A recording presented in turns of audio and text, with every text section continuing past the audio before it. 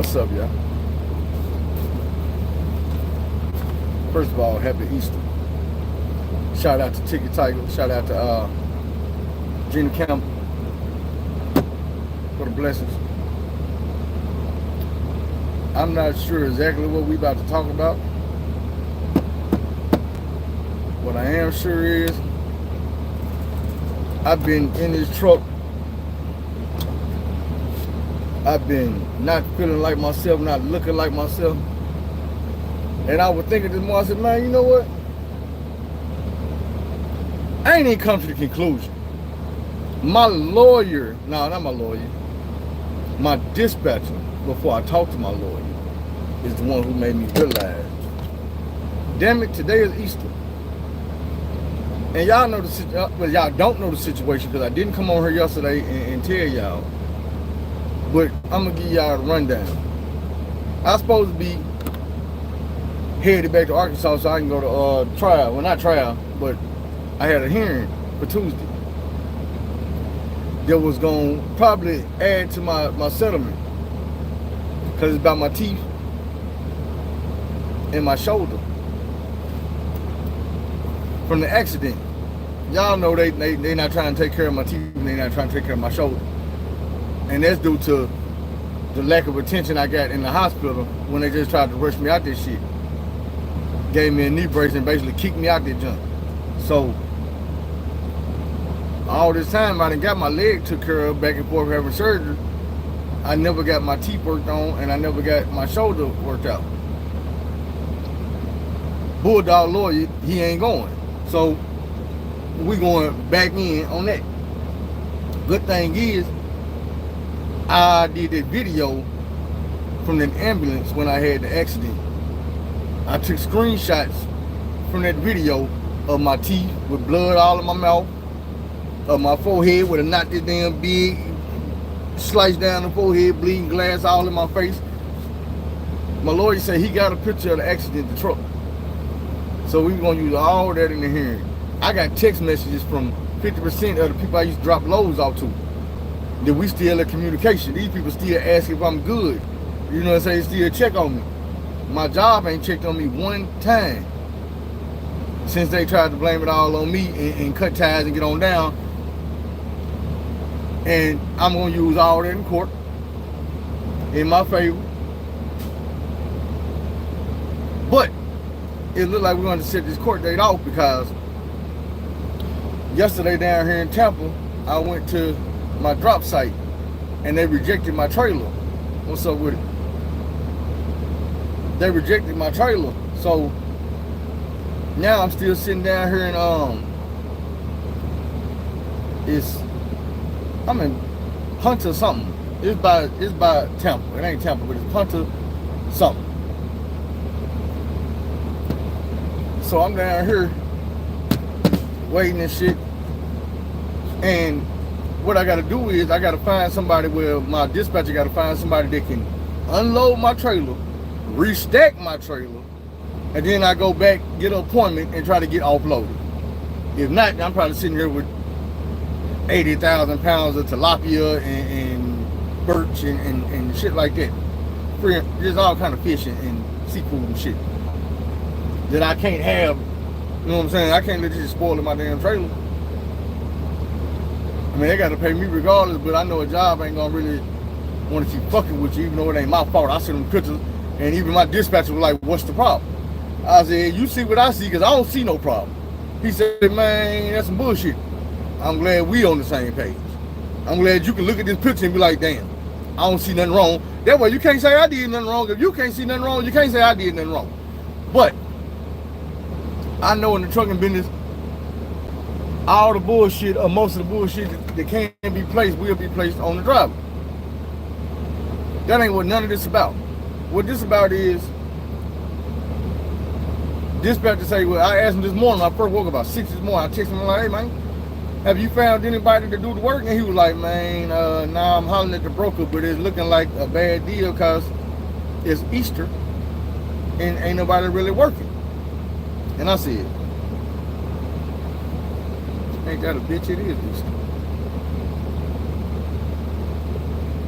I said, "Yeah, a good long prayer today, this morning, out loud. You know what I'm saying? Praying for myself, praying for the baby in that situation, the job in this situation, supporting everything, you know what I'm saying? Just everything. Y'all too. And it kind of made me feel a little bit better. Then I started thinking, not only is it Easter, let me flip this camera around. See if I can quickly jump you out. Like, I'm really sitting out here where Sandy at, you know what I'm talking about? With these damn trucks. Them really palm trees back there, you know what I'm saying? The sky really blue as hell, them clouds out, the birds chirping and shit.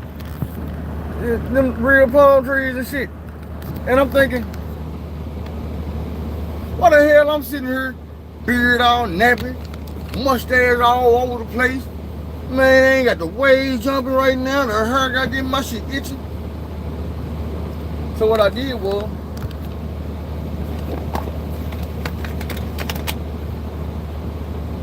I got the breaking out the gold plated. And I trimmed this shit down. Now I lined my mustache up. I ain't lined none of this up yet or did none of that, because what we got to do is we fit to look alive. Personally, I'm gonna take these motherfucking dreads down and redo them.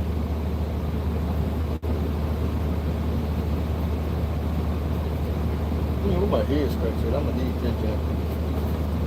Let me turn this around. I got some clothes on, but I don't want to be half naked out in the video like I used to be. So I gotta try to keep fixing my handsome ass self. You know what I'm saying? Feeling good about myself. So we put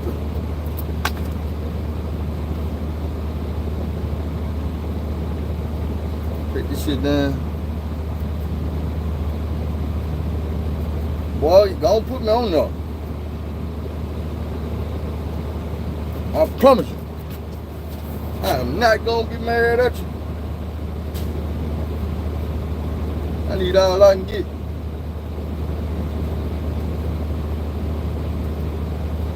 Even when I wasn't praying myself, I always told everybody that you can pray for me if you want to, ain't you? You know what I'm saying? I know some people actually will ask you, hey, man, is it cool if I pray for you? Yup, sure it is.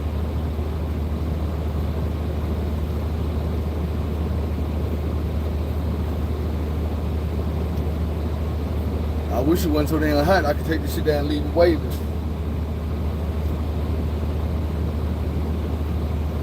I wish I had some shorts and some Jordans or something, but I ain't bring them. I just brought the survivors. Y'all know I be matching this shit.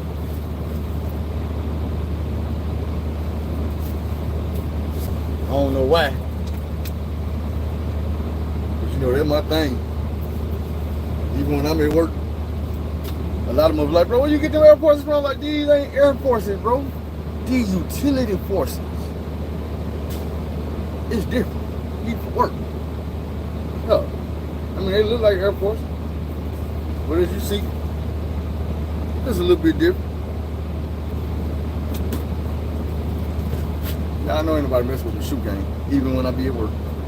But I ain't bring no play shoes, no look good shoes. I wasn't intending on doing none of that. I was just hard trying to get some money, run up a bag, stack up a check.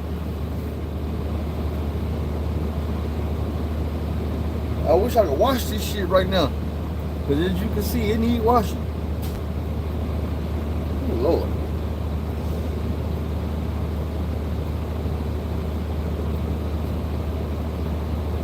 Scratch this shit down good real quick. We're going to do a section at a time.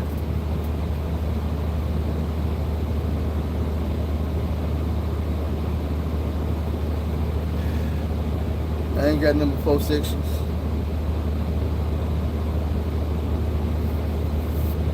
After that, I'm gonna try to find somewhere to get off in this Florida sunshine. I ain't got no Florida Zoes down here fucking with me. Where y'all at? Or do I need to avoid y'all? Because I know sometimes y'all be on some Napoli. And I ain't trying to get that lit. You know what I'm saying? I'm not trying to get that damn lit.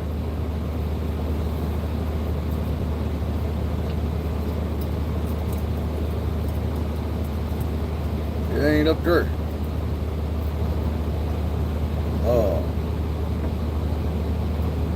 Y'all been checking out this shit I've been posting? My thing is this here. We be talking about Jay-Z and I be telling y'all how they be scrubbing the internet. So I got smart.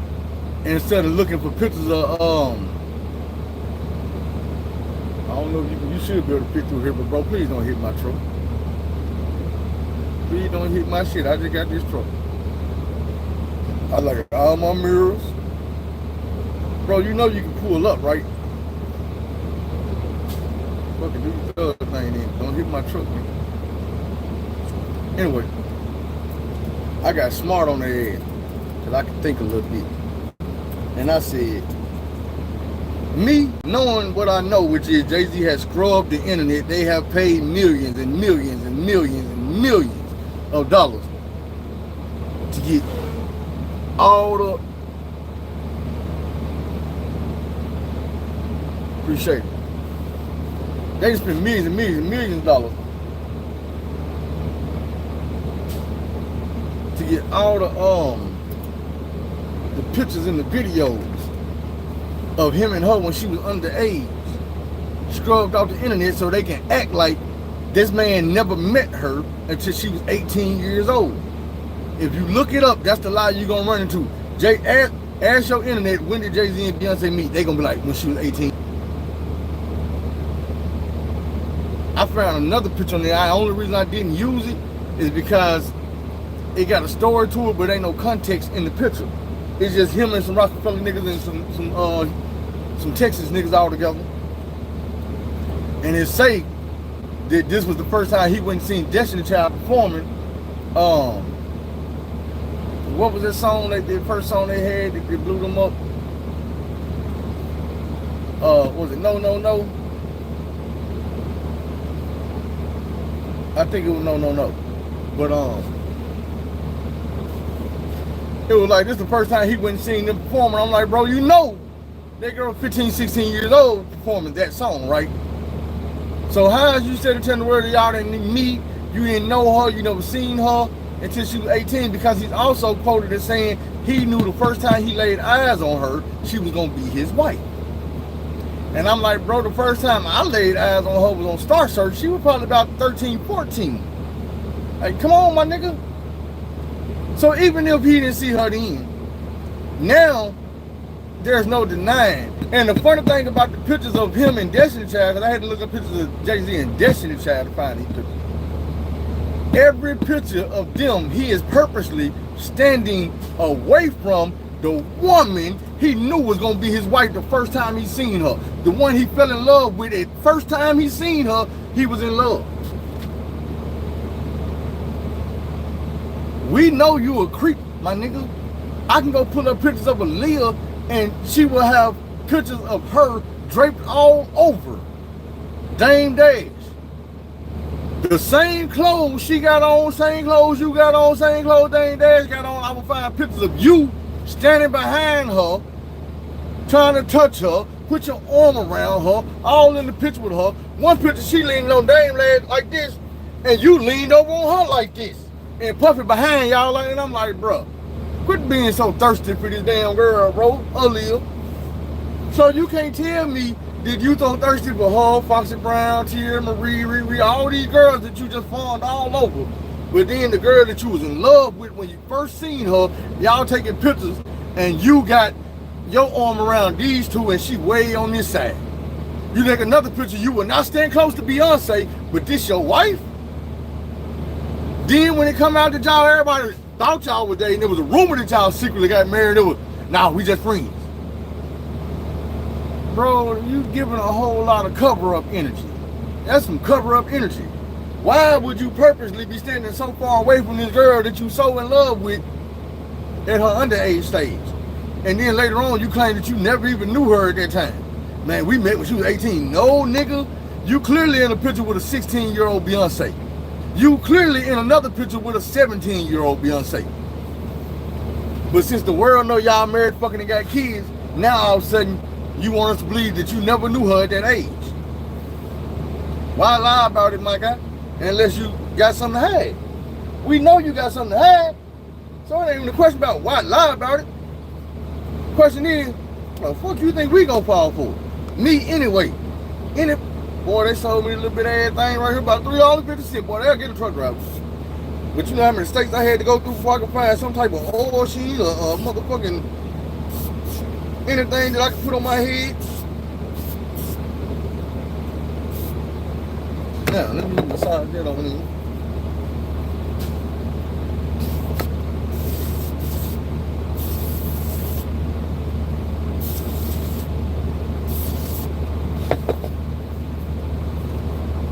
Massage that on in.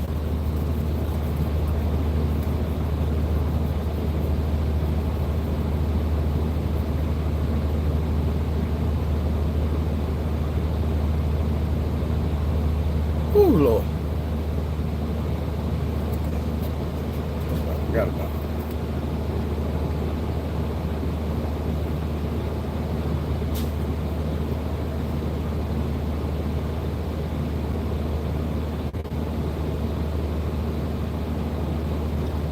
Yeah, I still got to. I just want to put the shit when I twist it.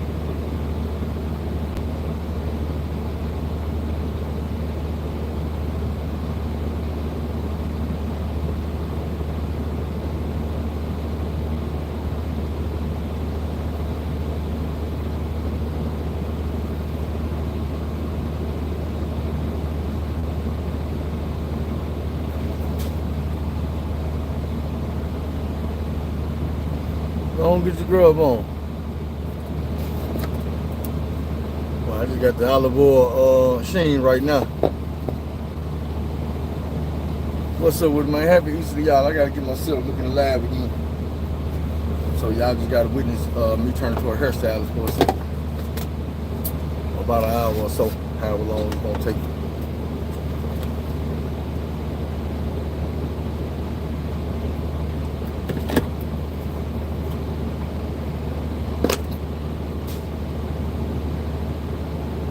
But,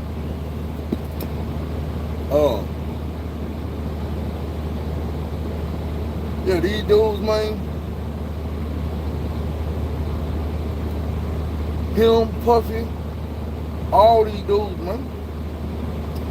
First thing you gotta realize is these ain't regular people like me and you. They never have been, never.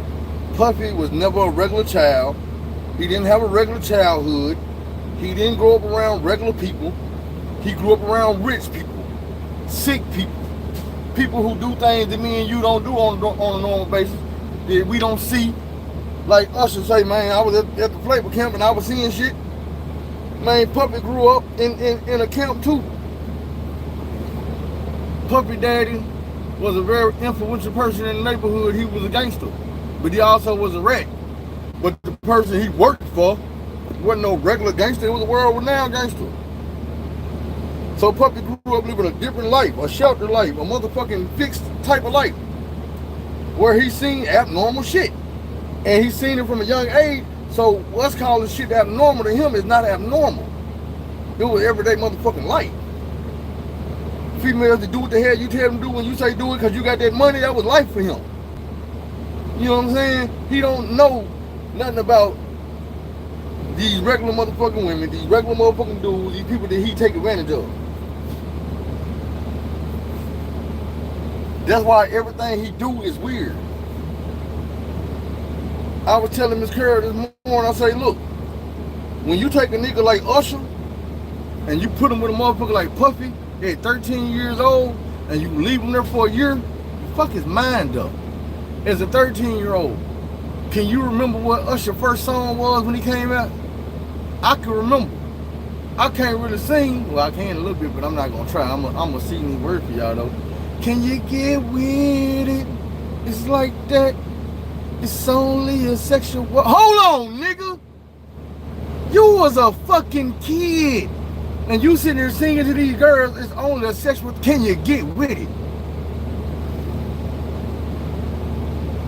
Please forgive me. Come on now.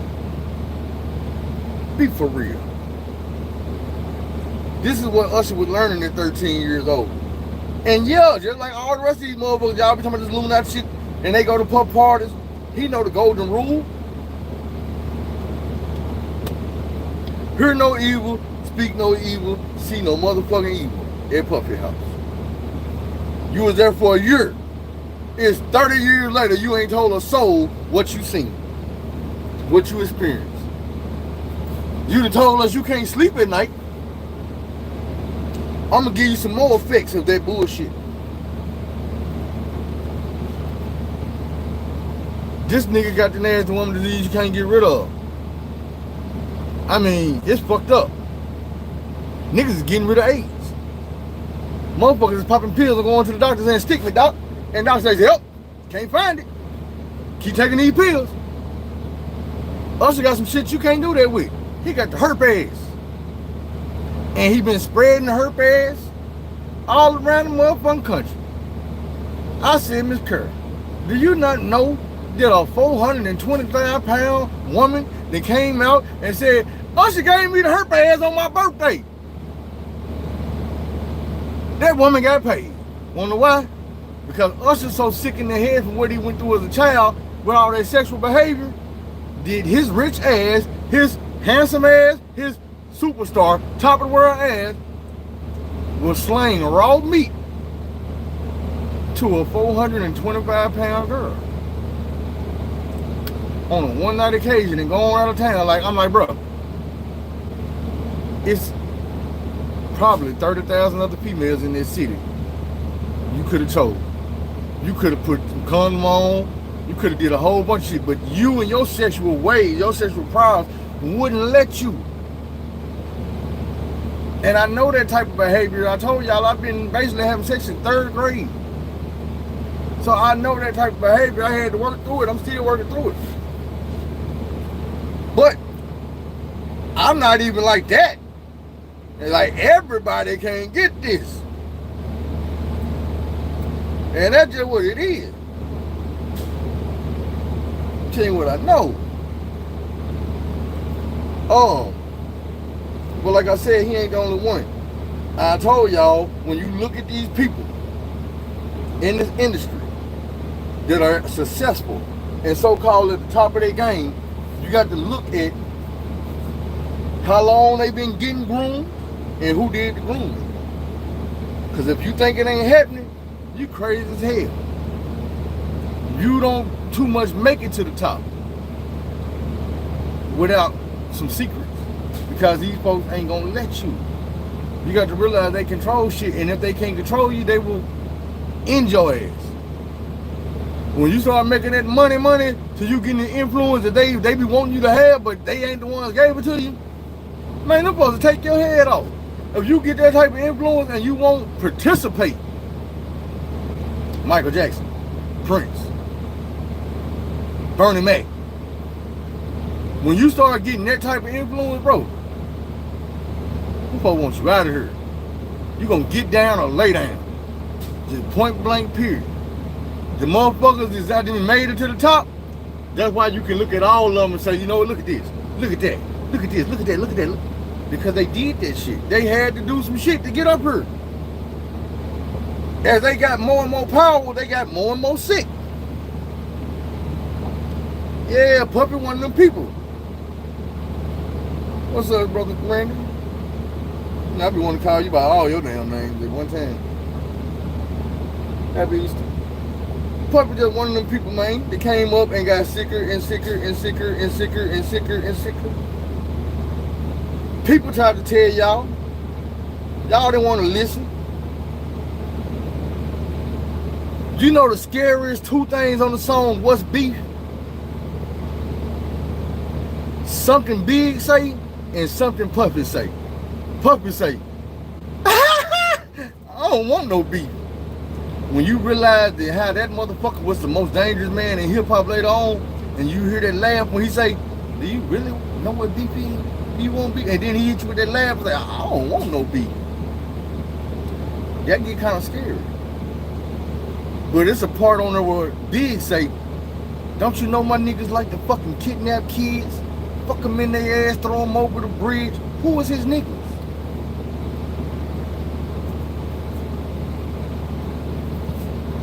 I know we never really paid attention to that part because it was like, damn, Big, that's fucked up. But we thinking this just a rap. But now that you get to hearing about this shit, you like, oh my mother, God. Biggie really said that his niggas like to do the shit that they accusing Puffy of doing right now. Think about it is, nigga really died too. You feel me? Nigga really died too. Right after he said that shit. A reproduction. Come on, man. Everything ain't fun and games. Everything ain't just music. Some of these motherfuckers be out here really crying for help. And I be trying to tell y'all, man, it looked good. It looked like Big and Puff was best friends on the block. No, sir. That is not the case. Biggie Smalls was just a motherfucking investment. Like Puff, like Mace was an investment. 50 was an investment. Game was an investment. Yeah, Dr. Dre was probably an investment. Because you got to remember, Dr. Dre did not start out with no motherfucking ruthless records. No, none of that shit. Good morning.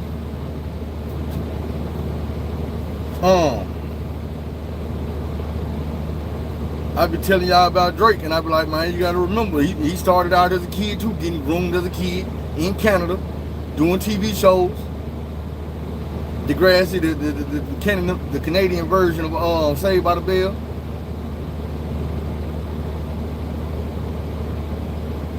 People like, I tell motherfuckers he's a plant. He's an industry plant. People like, nah, he ain't, man, y'all just be hating. Well, then anybody, I encourage anybody to explain this to me.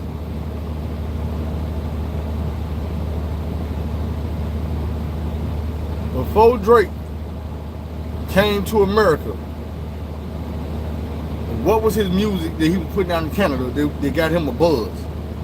That made everybody in Canada love this nigga for his music.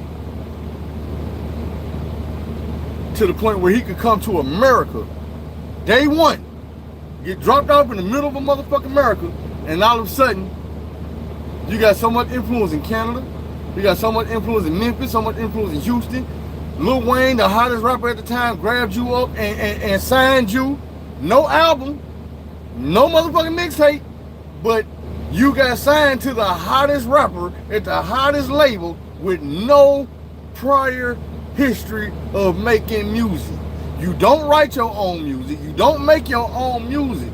What was it that made them folks say, you know what? I'm going to sign you to Young Money. I'm going to make you a flagship artist. I'm going to build you up until you bigger than me and let you go. We're not going to rob you and rape you for your paper like we're doing everybody else. We're going to let you have all your money. What was it that said, hey, bro, you can leave Canada without having any type of rap skills? Go to America and Jay Prince is going to sign you up and say, you know what? I'm not going to sign you to a record label, but I'm going to put my life and my livelihood on the line for you. If anybody play with you, I got you. If anybody come at you and diss you, they going to get a call from Jay Prince, nigga. And on the other line, I'm going to tell you, hey, bro, you fucking with my money. Quit fucking with my money, Pusha T. Meek Mill, I don't give a fuck what Drake said about you. You bet not fuck with my money, Meek Mill. I keep trying to tell y'all, Meek Mill a whole battle rapper out here. You think ain't nobody ever came in Meek Mill on no rap shit and he didn't tear their head off. This is how Rick Ross signed him. Do y'all not remember this shit? Y'all be thinking about Cassidy. Fuck Cassidy. Meek Mill is the first and only rapper that a motherfucker went to the trenches and said, hey, bro, you got it. I'm going to sign you off of the shit I seen you doing on the internet. And not only that, but you gonna make it. They tried that with Cassidy. They tried that with Enes. You see what I'm saying? They tried all this shit.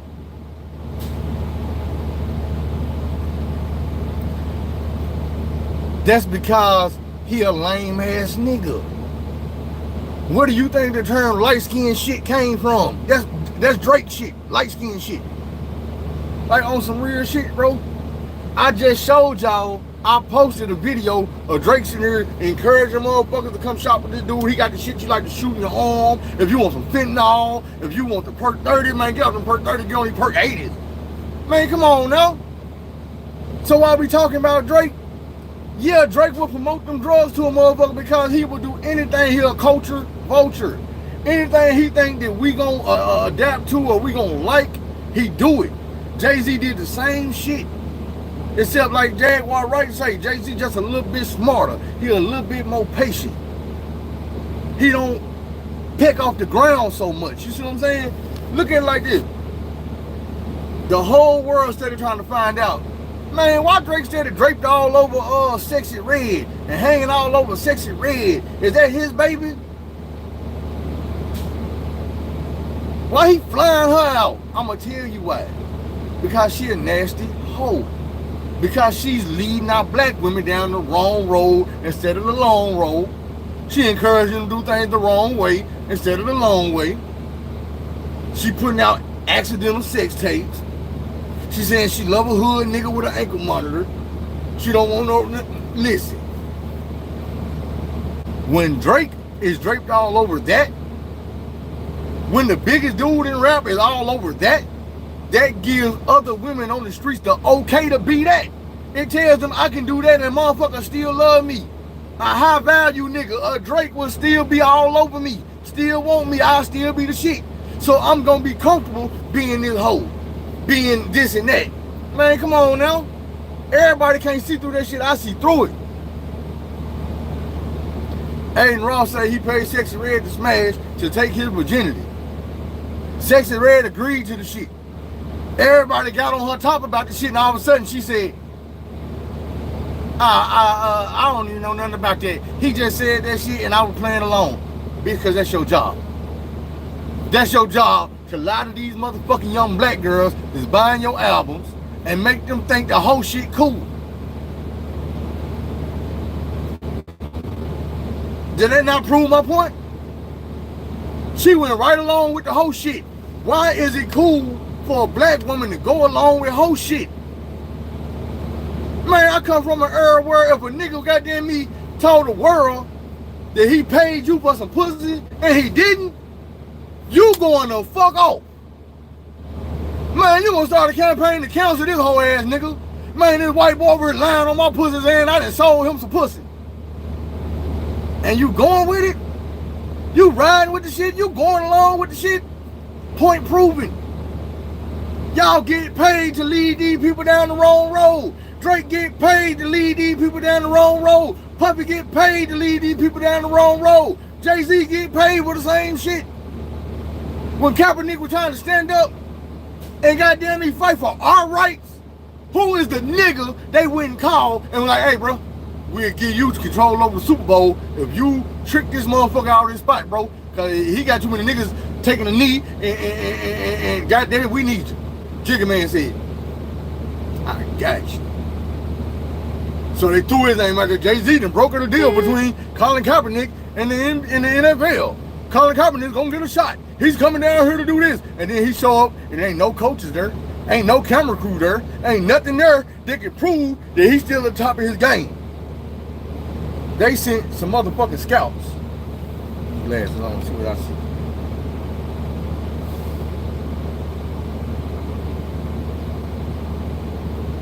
Let me quit twisting my motherfucking hair. I might need to leave my shit down. I might for a little while.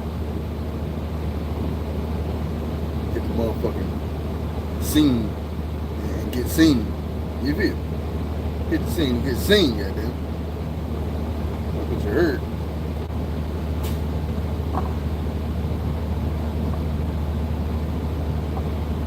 I don't know what the scene is. I ain't got a lot of money. I got these dreads and tattoos and some Jordan flip-flops. I ain't bring no chains with me this time. I ain't bring no Rolex with me, none of that shit.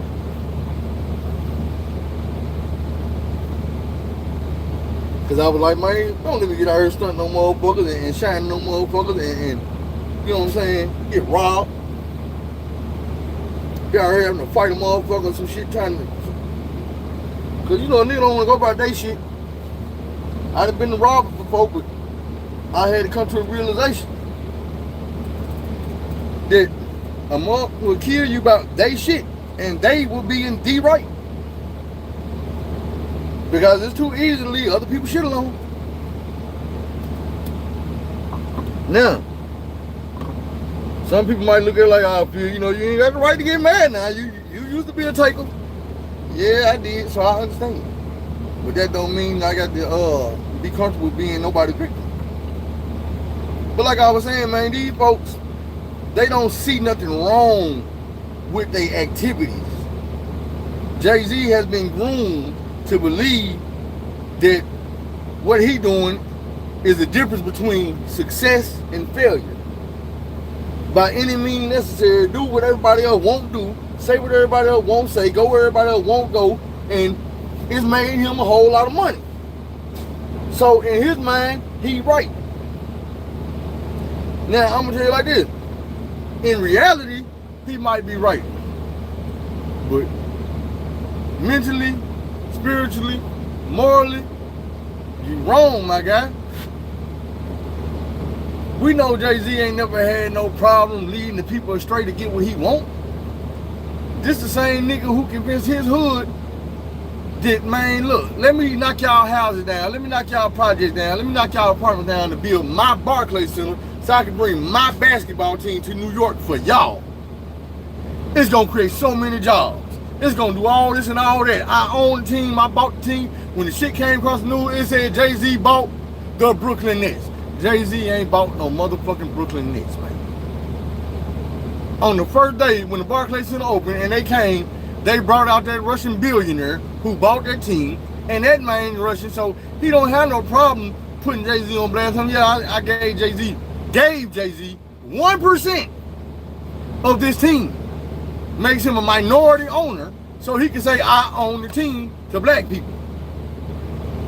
So he can say, hey, y'all, I need y'all to move so I can bring this here and I can build a Barclays Center for us. And then you find out he didn't buy shit, he didn't bring shit, he ain't did shit for y'all. The Russian bought the shit, the Russian brought the shit over there, and the Russian ain't doing shit for y'all, fuck y'all.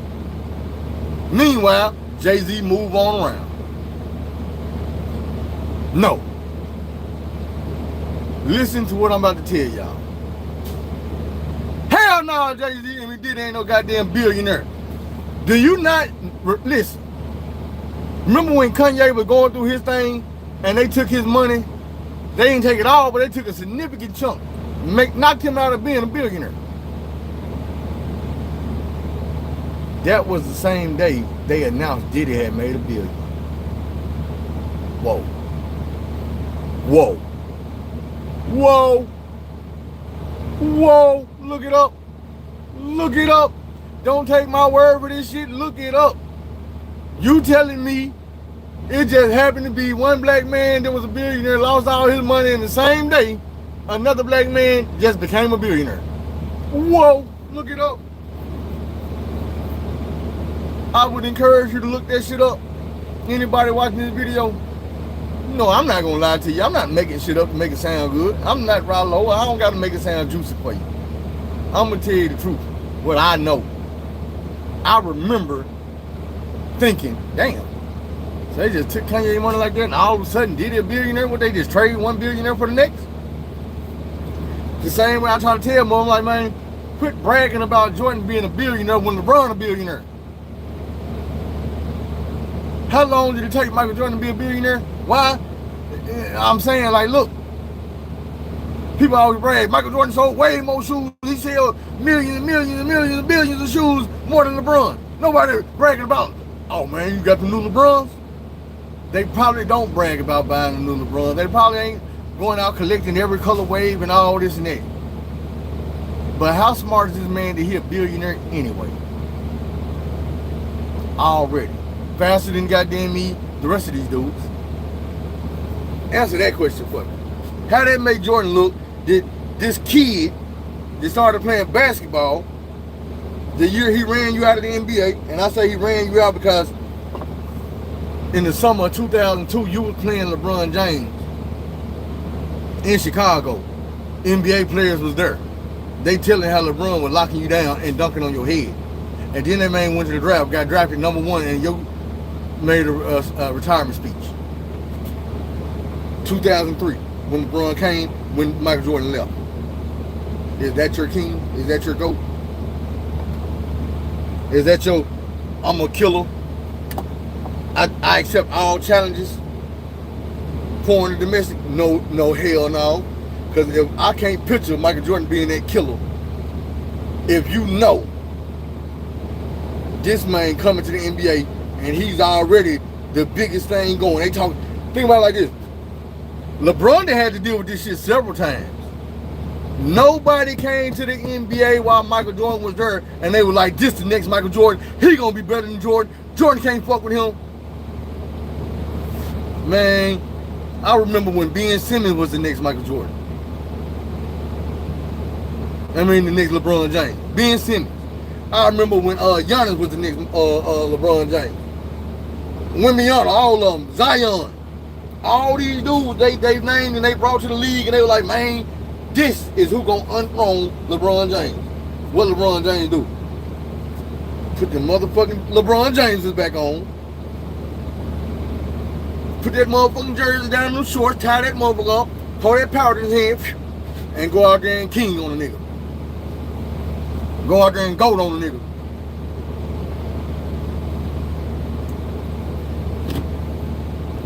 Every time. He did the Wimbiana. He did the goddamn let me make sure I got him on.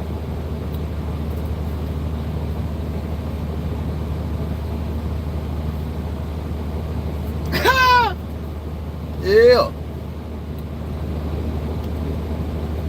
Look alive. Y'all see the difference.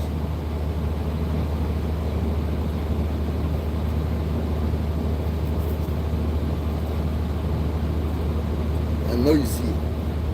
Because it's there.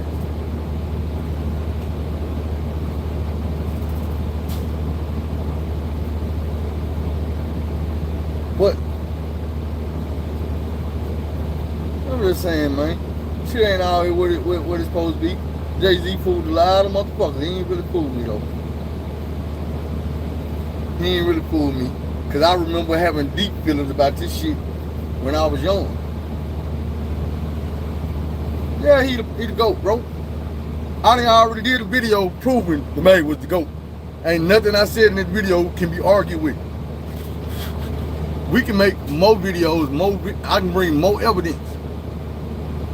We can say,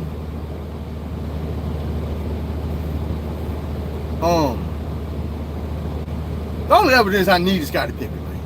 That is the only evidence I need. But if you don't want to use Scottie Pippen, then we'll use Horace Grant. Horace Grant was a top 20 rebounder, defensive player of all motherfucking time. Top 20.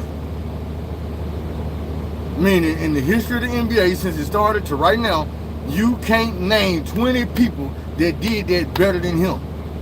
What's up, Ticket Tiger? I don't think so, man. I think I'm gonna be sitting right here talking to y'all and doing my hair. I might get out and stroll around later on. The girl told me I need to give me a Lyft or Uber and go, so I told her, man, I ain't got that type of money. Where the hell I'm supposed to go? She's like, you ain't got to wait being in Arkansas to find no woman. You be all over the world as in this girl. I had to show a picture. Look where I be at, right here at the goddamn truck stop in the truck. She's like, you can get a Lyft. You can go somewhere to the mall or out to eat. Man, my paper ain't right now. I can't do nothing there. Hold on.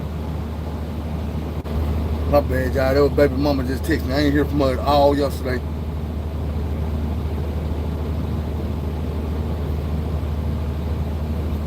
I'm the curve straight. trying to talk to me and give me advice and you know what I'm saying? And I appreciate it. Some of the shit she said was some real shit. She was telling me that I got to change my perception of myself.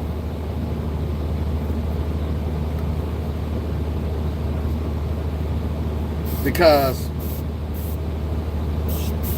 no matter what I think, reality is always gonna be reality. And I can change my reality with the way I think. What's up with this? She was like, Fear, you know,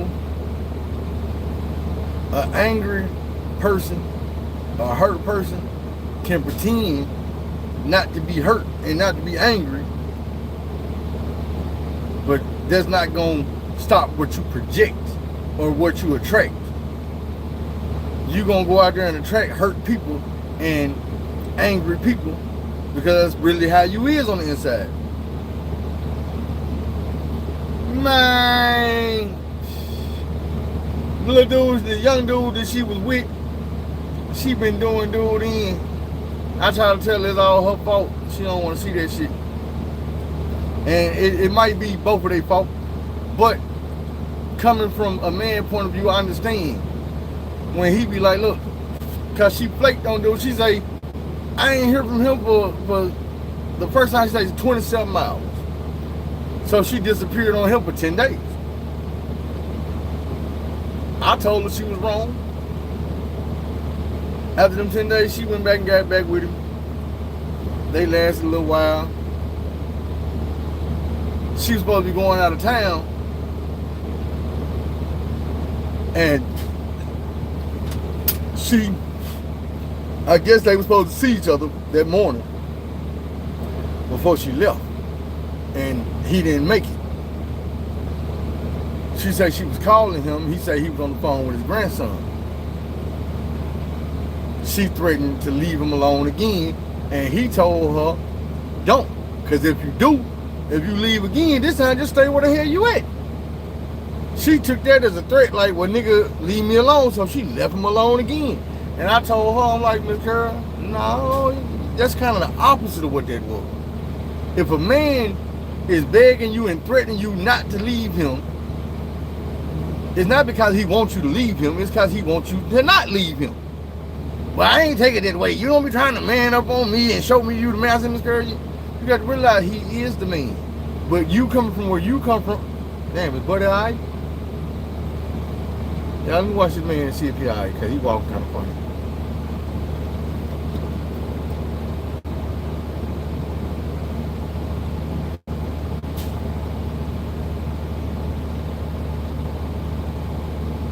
He walking a little better now, but I'm trying to make sure that he made it to his truck.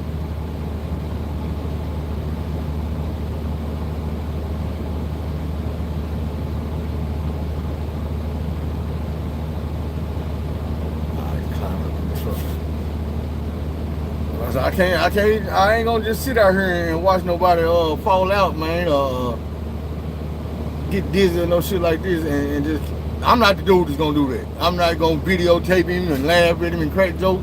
I would jump my ass out this truck, left this camera rolling right in the damn truck, and been over there trying to help dude.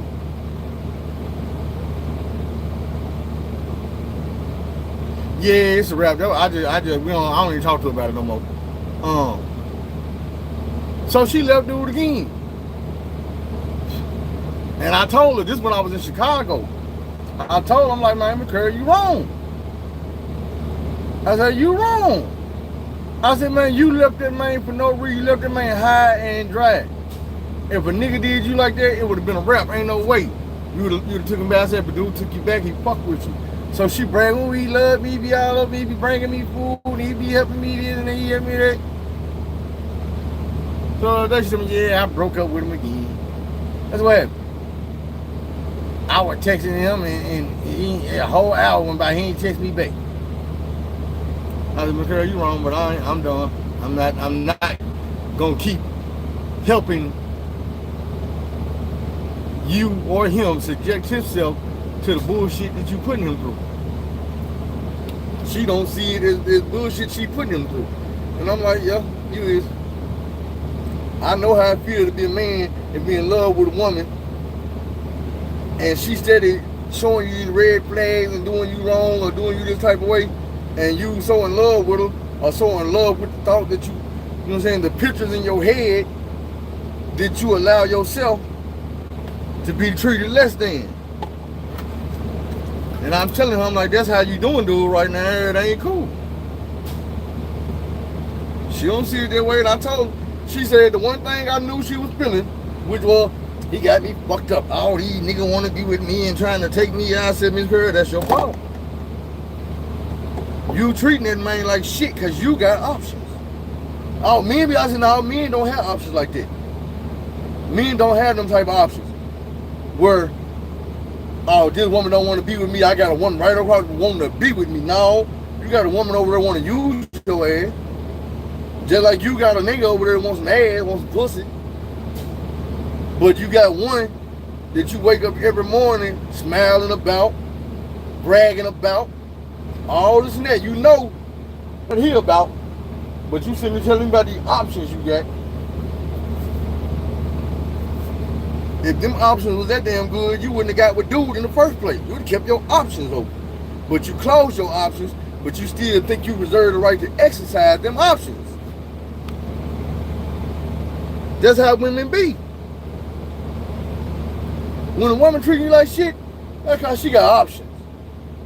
She got another clown, another fool around the corner. That women easy. Look, what's their motto? Well, one nigga won't do, another one will.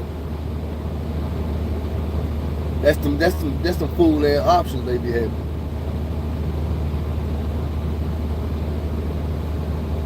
Right. And I had to tell McCurry, I'm like, McCurry, you got to realize, like when I told her about letting dude be the man, McCurry, you got to realize you're not the typical woman. You're not. You're just not. You play by a whole different set of rules than most women your age and most women these days, period. You come from not only a place, but a different era. Nobody else out here playing the game that you play got the rule book you got. These young girls is not from Cabrini Green Projects. Nobody else is. These women around here, I don't give a damn, they from the Pork and Bean Project. They not from Cabrini Green. They not from where the pimping in the home is going down. They not from where the killing was going down. They not from where the big time drug dealing, the fur coats and the limo with 18 tires on them were pulling up at. Platform shoes with the goldfish in it for real. They not from that shit. You from that shit for real. You done seen the game change, elevated with it, and you still on top of the motherfucking game. You 64 down or 65 riding around the drop top Audis and shit. That's not the average 65-year-old woman around here. The average 65 woman is not running around here with 20-year-olds chasing her. I don't give a damn. It's some fine-ass old women. The 20-year-olds, the 25-year-olds is not chasing these women down. They might flirt with them. They might, hey, how you doing, or whatever. Have you ever? These niggas is like you applying pressure.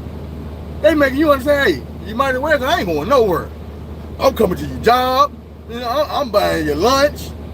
I'm goddamn telling these niggas, boy, you better leave her alone. And I'm serious when I do it. I try to tell you, man. One thing about them, these new niggas is new niggas too. Like the females, they play by a different set of rules. Quit hurting these young niggas. I seen a nigga put a post up yesterday. Boy, these niggas gonna get their head killed instead of sneaking over my baby mama house. That post had 300 something shares. Now 3,000 something shares. It was an hour old. The female was tagging their baby daddy. Ooh, nigga, this you, ain't it? This how you be about me. Nigga, boy, I swear to God, I'm gonna kill. And I'm sitting on there like, nigga, you talking about a nigga gonna die sneaking over your baby mama house. nigga, you gonna die owing $22,375 in back child support. But you gonna kill about your baby mama. You bitch ass nigga. You gonna kill about the same woman that you won't make an honest woman. You won't marry her and make her a wife. But you trying to keep these niggas away from her that might fuck around and marry her. Might fuck around and treat her like she's supposed to be treated. Might make her, goddamn me,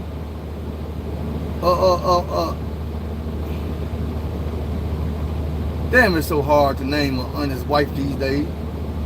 Fuck, it might make her Michelle Obama instead of goddamn me a Melania Trump. It's sad when you gotta go to that level to find an honest black woman. You can't use the Jada and Wheels no more, none of that shit. The Remy and Papoose. Come on now. I had to go to Michelle and Barack just to get a goddamn 11 black marriage. To use as an example. Anybody else would have been fake. I'd have had to say Heath Cliff and Claire Huxley.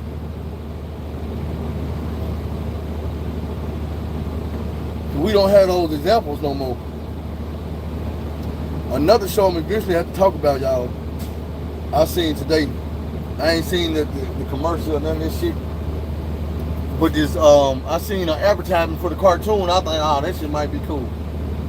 But then I seen people talking about it on Facebook early this morning.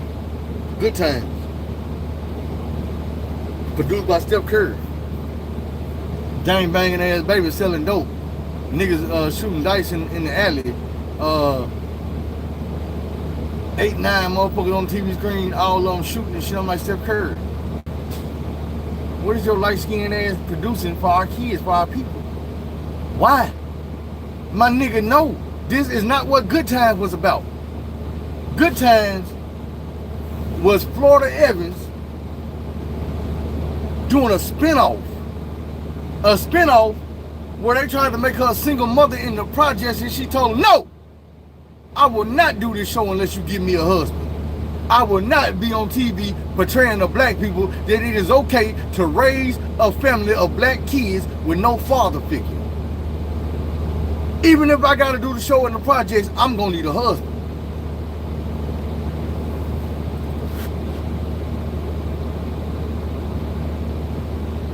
They went and got John Amos. That nigga became America's dad. Wasn't he supposed to be on the show?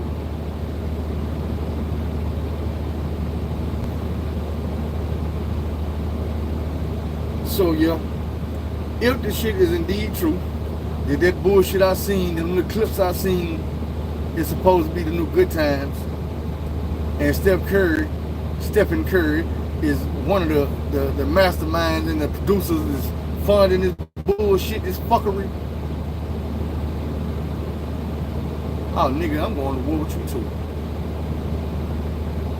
See, you trying to get your bucks up, and you going to exploit our people too.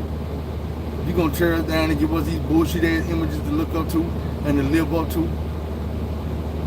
But, like I said the other day about everybody else, you, my nigga, you straight. Your family not going to be in them projects. Your kids not going to be in them alleys ducking them bullets and shooting them dice. You see what I'm saying? Your son not going to be in a baby stroller selling dope. You ain't worry about that. You gonna be out in motherfucking San Francisco Bay in Calabasas or some shit like that. Your kids gonna be doing that type of shit. But nigga, I might have a son on the way any day now. I don't appreciate that type of shit. Cause I'm not gonna set them type of examples for my kids. But I'm also not a millionaire. So everybody kids not gonna look at me and pay attention to me. But see, I've been telling y'all that he is one of them people who, and you wasn't on, that's how I started out the show talking about Puffy. I'm like, bro, y'all gotta realize these people ain't had regular lives. They ain't had regular childhoods. They been having this money around them even if they ain't been having this money. When Usher didn't have no money, when he wasn't growing up like that, they wouldn't got him and put him with Puffy. Hey nigga, now you got the money. Now you got a father figure that got this money and he on some weird shit. Grow up into the weird shit. You being groomed, get your money. Nigga, when Michael Jackson got to Hollywood, Quincy Jones tried to stop him and his brothers and them get away from their dad and groom them. When he couldn't, he started putting daughters in their face. Marry my daughter, now I'm your daddy. They wouldn't get on that weird shit. Wasn't no more Jackson 5. Michael Jackson stood alone. All motherfucking raw talent. He had got, like I said about Rihanna, you get so big, there's only certain things they can and certain things they can't do. Mike was already that big when he got to Hollywood. The whole country was already in love with him. And he still turned out weird and fucked up. Come on now. Still turned out weird and fucked up. His dad and them, you try to beat that shit up out them, try to say them and Quincy Jones were doing what the fuck they had to do. Like, man, ain't nothing new under the sun. You got to realize California swallowed the Jacksons up. It swallowed the Neutrons up. They cousins, first cousins. Jimmy Neutron and his kids is first cousins from Arkansas with the Jacksons that are from Arkansas, moved to Indiana. These motherfuckers down from the Pine Bluff area. I didn't believe it at first. You know how motherfuckers in prison be talking, but I done seen so many people in prison with pictures with the Jacksons. They talking about family reunions and family gatherings and all this shit. And I'm like, damn. All these motherfuckers got the same story. Like, man, these motherfuckers from Pine Bluff, nigga, they moved up there. And they still come down here. To this day. Like, damn. Then, when Jimmy Neutron came out and telling his story, he mentioned Arkansas and being from Arkansas and coming up there and being their cousins. He also said that the Jacksons and the Neutrons had fell in with the Crips. And that's how they lost their record deal. He said because his son, which was part of the Neutron group, got his brain blew out by some bloods because he was running with the Crips. He said he couldn't, him and Joe Jackson could not stop them boys. He was like, man, them niggas would leave, they would sneak out the house and they would go to South Central and shit. And they would go down to this place and they would kick it with the Crip niggas and they would be hanging with them. And he was like, y'all ain't gonna believe it, Mike too. And I'm like, nigga, I already knew Michael Jackson was a Crip. I probably had to put the video out and show y'all. But I can tell you right now, in certain gang signs, you're not even a gang member, you gonna know. You know that there's two fingers and a thumb upside down. This neighborhood, Nipsey taught you that. Every time LeBron shoot a three-pointer, he do it just like that. He don't do that. He do it like that. It's a reason. Go look. Michael Jackson, look. A lot of niggas throw a Crip like this. But then you got some that gonna throw that big seat. A lot of niggas throw a neighborhood like this. Michael Jackson had a thing where he would spread his legs, throw one hand back, legs, one hand back, and throw up the biggest neighborhood sign you ever seen in your life. But the thing about it is, when he did that, if you pay attention to the hand that he threw back, it was always like this. It's a video. The Way You Make Me Feel. Where Mike is standing on the corner with a bunch of Crips in the alley. These are real Crips with real names. You can look it up. You can see who these people is. You can find video footage about it, who they is, what set they from. They from my hood, East Coast Crip. If you panning through, you see Rolling 60s hit up on the wall. You see East Coast Crip hit up on the wall in this video. Michael Jackson has on blue jean pants with a white belt, white shirt with a blue button-up shirt unbuttoned on in this video. He's on the corner talking to the Crips. This beautiful light-skinned woman come walking down the street and he like, oh shit, y'all get her. I'm gonna get her. He walk over to her. Everybody else, the Crips still on the corner talking about what they talking about. Man, he ain't gonna get her, man. She ain't gonna fuck with dude, man. She don't fuck with gangsters like that. All the chitter chatter. So he walk up trying to talk to her. She blow him off, keep on walking. He like, no, she didn't just disrespect the Crip like that. And he got like, hey! But when he do it, he snap his hand and he do this. And they freeze it on that hand, doing that, throwing up neighborhood Crips, hanging with the neighborhood Crips. All the neighborhood Crip sensors hit him on the wall. And y'all trying to tell me that man didn't know what he was doing? You can go pick up pictures right now. If you put up pictures of Michael Jackson with the Crips, and he's sitting there like throwing up the whole neighborhood, and they throwing it up. Man, this shit real. You think this nigga died and dropped off something like Blue Gangster and it wasn't about some, man, y'all better. But either way it goes, like I told you, these kids are groomed. They have influences. They have big, strong influences. And all they being groomed for to do is to, through camera and through sound, influence and groom your kids the same damn way. Thing about it is, these kids are getting groomed the best. They get an opportunity to come groom more. They get money. They get paid to go do the same thing that was done to them to your kids. People don't see it or they don't want to see it. Don't mean it ain't happening. Now, I can point out some of the ways. I don't know if I can make you believe or understand that this shit is the motherfucking truth.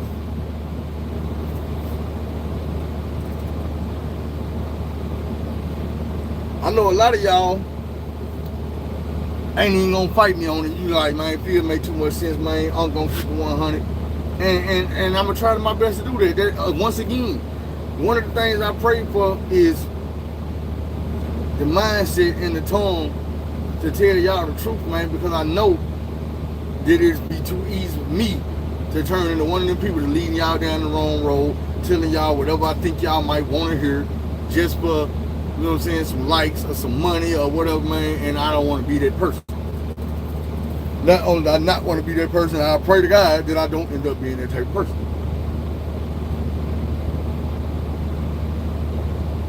I pray that I stay focused and that I continue to be a good leader. All that shit. And I feel like I got to.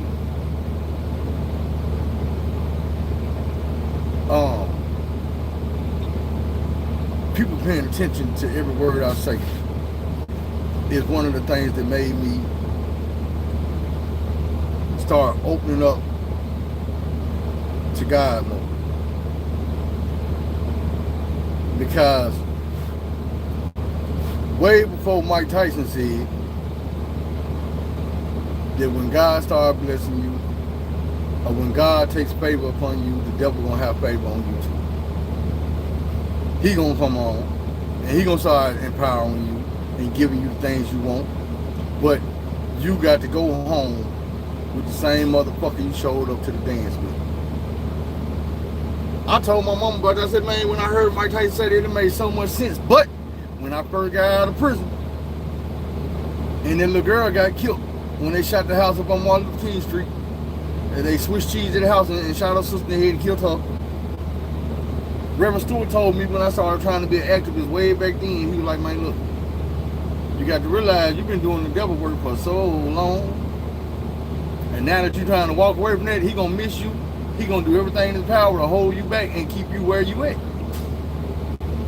He said, man, look, when you start doing God work, the devil started doing the devil work. And I understood what he was saying. I just feel like when Mike Tyson said it, he said it in a way everybody was gonna understand. Like, look, man, real shit. When you get out of here and you get doing the right thing, and you start getting blessed by God, the devil understands that them blessings is going to cause you to do even more God work, which is save more people's lives, get more people on that right road, and he going to try his best to put a hope to that shit like, hey, bro, man, it's going. So I feel like, man, even if it's just as a precaution, or a reminder to myself. I try to keep aware of those things and pray about it, because I know how easy it is. I know for a fact that last time I started trying to help motherfuckers and get on the right road, I ended up putting shit up my nose and all type of shit.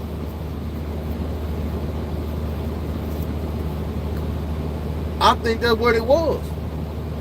I mean, just sitting here telling y'all this shit right now, I think that's what it was. That I had got so gung-ho on doing the right thing, but I wasn't focused on fighting off the bad shit, that before I knew it, it wasn't nothing left but the bad shit. It don't take number one time to put a crack in that armor, and next thing you know, a motherfucker broke your shit all the way down and you ain't got that armor on no more. It don't take number one crack. It's like a whole ocean up. But if you got them little motherfucker with one crack in it,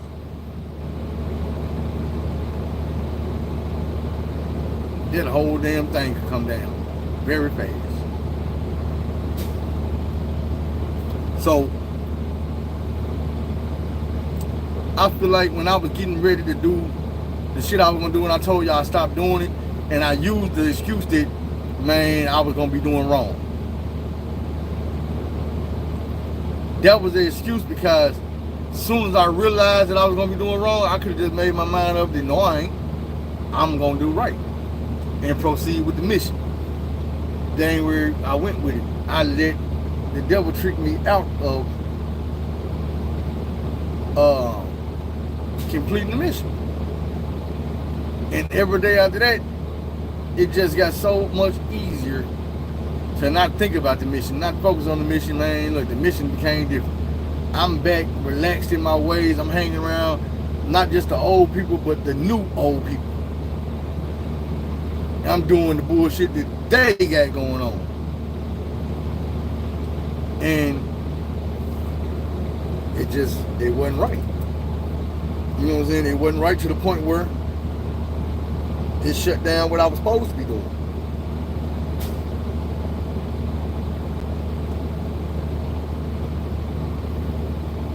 I got to rearrange and change some of this shit up real quick.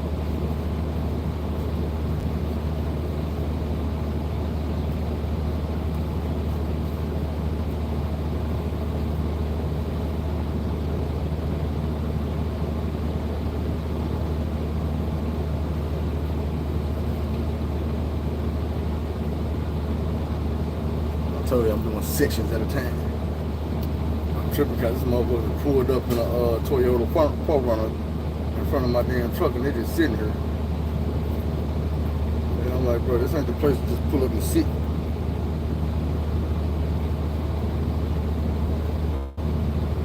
I see they talking, but then I realize y'all sitting in front of my face while I'm sitting on camera doing my hair. And I don't like looking at the window trying to figure out what the hell y'all watching me for. But yeah, I think that's what it was, man. I think that I just got sidetracked one time, and one time became two times became a few times, and before I knew it, years had went by. I was way off my mission. I was so far away from religion and God that I was telling other people, you know what I'm saying, poking holes in it, trying to show them why they shouldn't be out here praying, why they shouldn't be out here doing this. Like I ain't gonna lie about the shit. I even told my mama, like, mama, cause y'all gotta realize I get the Haitian shit from my daddy. I had to tell my mama, like, mama, you don't know you're a Christian and whatnot, and I know you can go in that room right now and fall on your knees and start praying, and then I know you can come right out that door and the shit you prayed for never happened. That's your God. I said, now I also know that there's some more people that'll go talk to their God, go in the room and do what they do, and then when they come out that room, they God gonna be delivered that quick, without fail. It ain't nothing to think about. They know before they go in that room, whatever they fit to do and whatever they fit to ask they God for, they fit to get it. It's not going to be next week. It's not going to be next month. It's going to be when they come back out that room, they got that. Don't know how it happened, but it happened. You can't explain it, but you can see it with your own eyes. And my mom used to always, I forget what she say, because it probably be something different every time. But basically, that's them. I'm going to stick with my guy. I'm like, all right, well, I can't change the mind. I ain't even trying to. I'm just letting you know. But I was wrong for that. Now, it's still some things I can point out and pick apart to do with religion. But as I've always stressed to people, religion and God are two different things.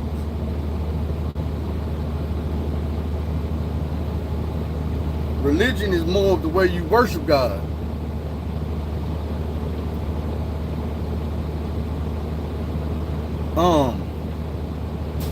My thing is, I'm not gonna tell you what religion to pick or be a part of. I'm just gonna tell you whatever you do, make sure you have open dialogue and a connection to your God. Talk to your God about your problems. Ask your God for righteous things, not bullshit. You know what I'm saying? Whatever you're doing, strive to be a better person. Strive to help people. Because those are the things that every religion, no matter what it is going to be standing on. At the end of the day, whether you're a Muslim or a Buddhist or a Christian or a Hindu or whatever, there's some part in your religion that you are going to be believing that when you finally get to your God, He going to want to know what type of life did you live on earth. Were you down there helping people or hurting people? Were you down there giving or were you taking? Were you trying to create life or were you trying to take it? So my thing is, no matter what the religion is, everybody got the same bases and principles. Stand on that. Stand on that and just hope and pray to your God that at the end of your life you got it right. That you did enough to be righteous in their eyes. Thing is, most of us, I ain't gonna say all, because I know everybody ain't got the same type of mental. Most of us know the difference between right and wrong. We know, don't nobody gotta tell us we wrong or we did something good. We already know. The thing about that is, you might not have thought about this, but I promise you what I'm going to say gonna make sense to you. You know when you done something good, it make you feel good. Inside, outside, whether people know you did or not, you feel good about it. And you know that when you done did some snake ass shit, some bullshit, some fuck shit, some backbiting shit, on the inside, you don't feel good about it. I don't give a damn what lies you tell yourself. The reality of the situation is you're not gonna feel good about fucking people over. Now, you might have one of them hearts where it's not gonna really bother you. You fucking nigga out 100,000, you're not gonna have a problem going to buy a house. You're not gonna have a problem going to buy a car. You're not, none of that. They say Puffy got 8 mortgages. You think he feel bad about them 8 mortgages? You think he's looking back right now? I seen dude yesterday, they were like, he out there handing out money.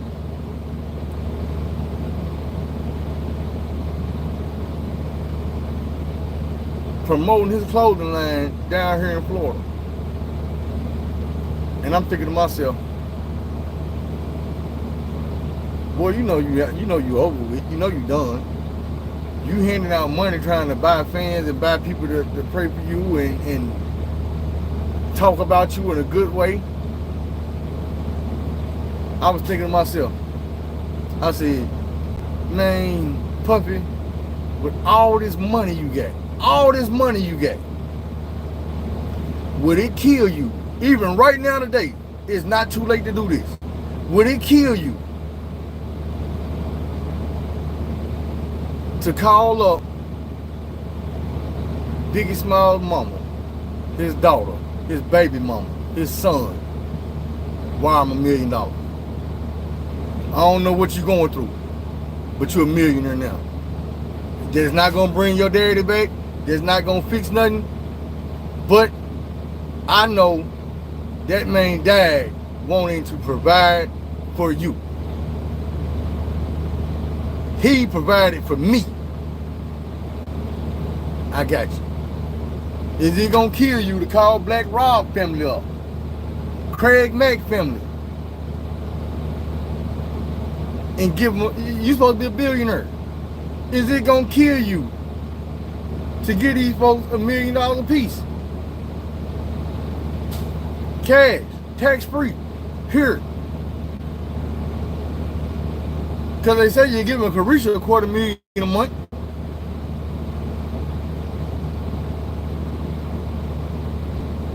$250,000 a month, that's $1 million every 4 months. It's 3-4 months in a year.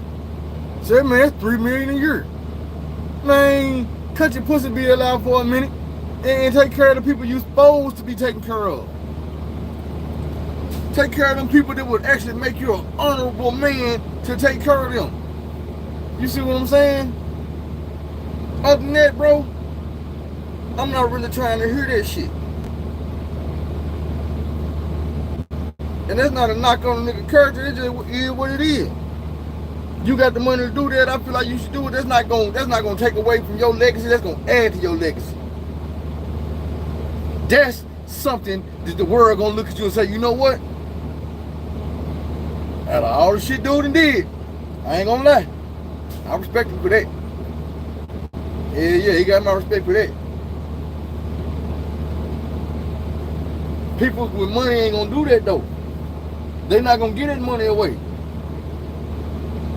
That's why I tell y'all, man, y'all send me $10, $15, $25, $50. Hell yeah, I appreciate that. I'm gonna uplift your name and let a motherfucker know. I'm not gonna tell them how much you gave me, but I am gonna let them know your spirit. I'm gonna let them know your heart. I'm gonna let them know that you did something that affected me in a way that I got to call your name. I'll say thank you. Let me read this comment right quick. It say my natural nature is to help, but people is to help people in the streets has made me have to turn down my kindness because motherfuckers will see your kindness as a weakness. So I'm very cautious on who I give that kindness to. And that's real. I understand all that. I remember I was on Woodrow in Little Rock, going to the Woodrow store, and there was a dude out there, and he had these pins in his leg. He had this thing on his leg with pins and shit in it. And he was like, man, I'm hungry, man. Can you give me something to eat, man? I need some food, man. Can you give me some money? And I was like, bro, I ain't got no cash on me, bro. I went in the store. I had cash on me. I went in the store and I got dude a couple bottles of juice. I bought him a couple sandwiches. You know, they had the little deli sandwich. I bought him a couple sandwiches, a couple bags of chips. And then I thought about it. I said, man, you know what?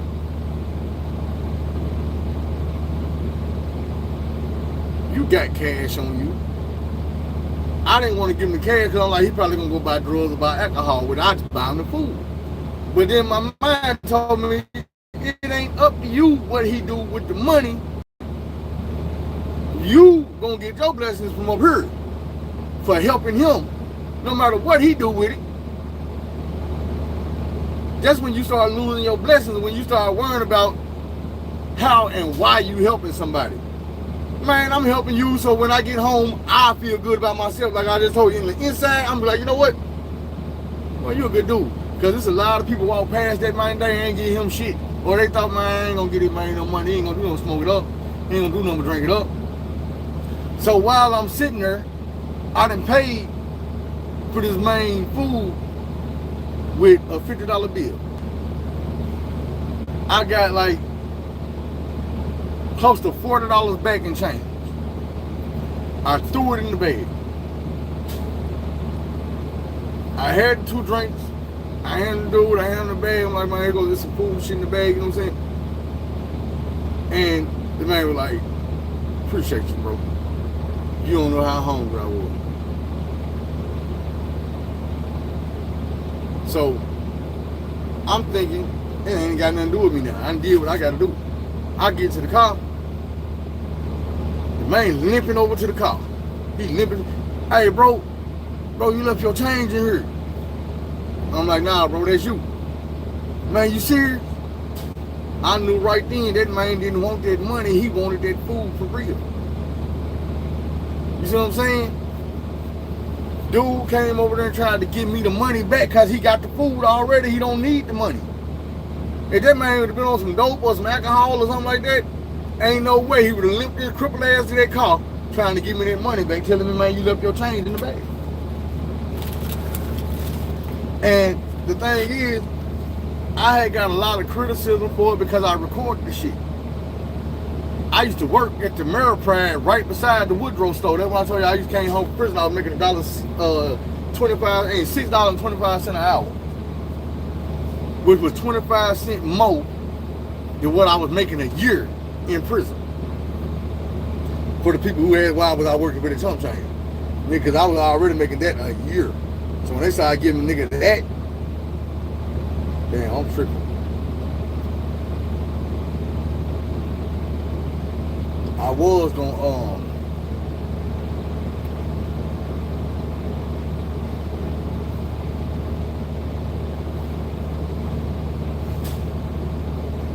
damn, this shit gonna hurt me the wrist.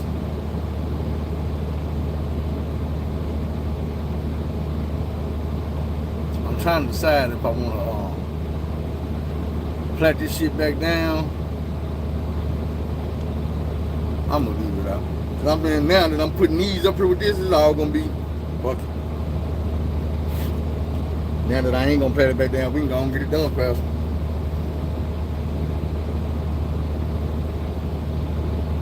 I forgot I got a big ass No, I mean, you know how people is, man. People always, they want to find something to hate on, and oh man, you just doing this for the clout, you ain't really sincere about it. Man, first of all, I'm not gonna argue with you about it because you don't know nothing about my heart and where my heart was at when I went in my pocket and gave up my hard-earned money. You don't know what my family and my situation with money was when I went and did that. You don't know the sacrifice it took for me to do that, so I'm not gonna worry about what you and your opinion say. Like I said, this right here is between me and my God. He know what my heart is saying when I reach down here and get this money. And like I always tell y'all, I ain't gonna lie, it be a lot of times where I'm doing something and I'm helping somebody, I just stop to help somebody, I'm doing something like that, and I'm thinking in a selfish way. And I tell myself, nigga, you doing this because one day it might be you that need that help. And the thing about it is, if you're the type of motherfucker who don't never stop to help somebody, then you probably gonna be the same motherfucker, ain't nobody gonna stop to help. It just work out like that.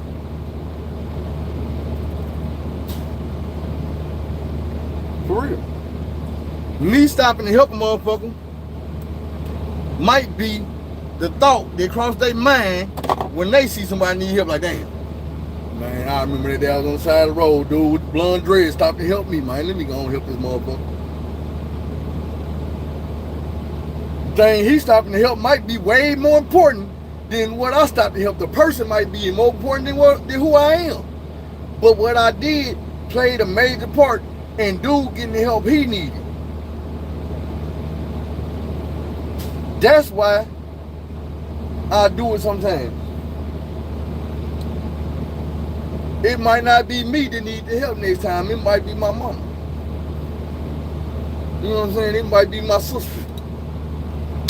It might be baby mama. Anybody. It might be you. But that's one of the reasons why I try to stress It ain't just about helping yourself and bettering yourself. A lot of times, helping other people is what makes you a better person. Like, that is a major part of everything that I'm going to be telling y'all from here until the tomb. I'm going to always stress helping people. Giving to yourself, man, and not really expecting too much in return. Because at the end of the day, that's the quickest way to become a good person, is being selfless.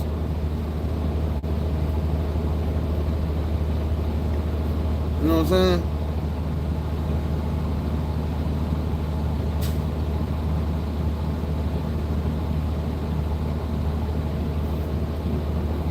I can criticize Rollo about some shit, but it ain't gonna never be no shit like that.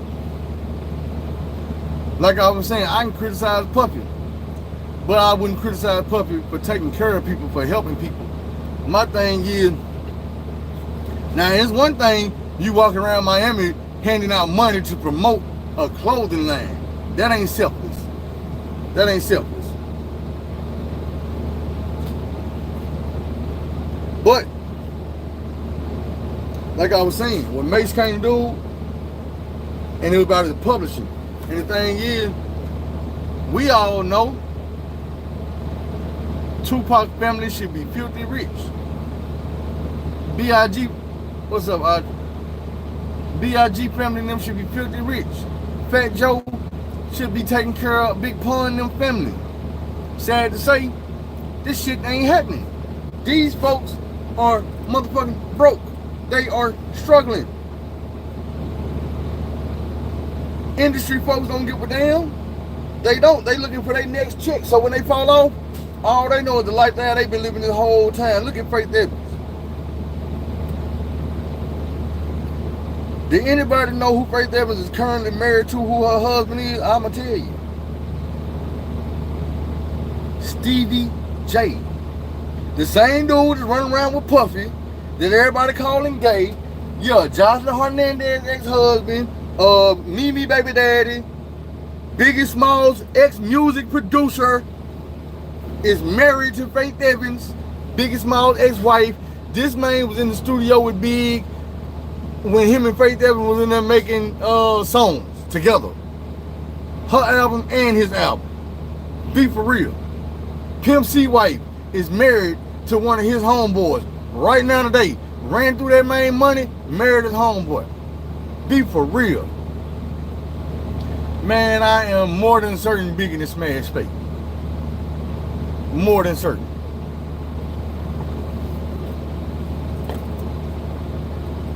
Not Biggie, but Puff. He that type of dude, bro. And then I had to tell you, I'm like, man, look, him and Big was not homeboys like it seemed like they was. Man, they wasn't ride or die. They wasn't dude homeboy like that. They was gonna go all out on a limb for him. That was just another dude that was making money for Puff. Or was doing something for Puff. Everybody around Puff is doing something for Puff. But look, they make it seem like Big was the king of New York and he was the biggest thing moving, and we just got to be real. It wasn't Biggie.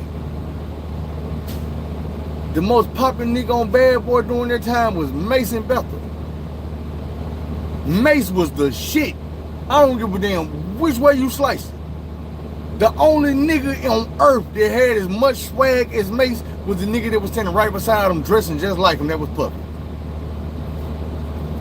You can go back and find in an interview the way Mace supposedly, his backstory, the way he supposedly got on is he was on his way. Yeah, he wrote a whole lot. He wrote down there everything that was coming out of Puffy mouth back then. Some of the shit that was coming out of Big mouth. Dude was supposedly on his way to So Death. He was in the airport. The outfit he had on was very dapper. Another nigga in the airport had on the exact same outfit, and he was looking at this nigga walk through the airport like, hold on. Who is this nigga? Dressed like me. With all this swag over, man, go get that nigga ass and bring that nigga to me. They brought Mace over there like, what's up, Playboy? Who is you? He was like, oh man, they call me Murder. I'm like, they call you Murder? Who the hell is you? He like, man, I'm Murder Mace. I'm on my way to Atlanta right now to sign a record deal with So Def. They say Puffy was like, oh, you rap? You going to go sign with Jermaine Dupri? He said, I tell you what, Playboy. Give me your address and go home. When you get home, I'm going to have a Benz there waiting on you. When I get back from where I'm going, I'm going to hit you up, bring you to the studio, I'm going to sign it. They say that's how they went.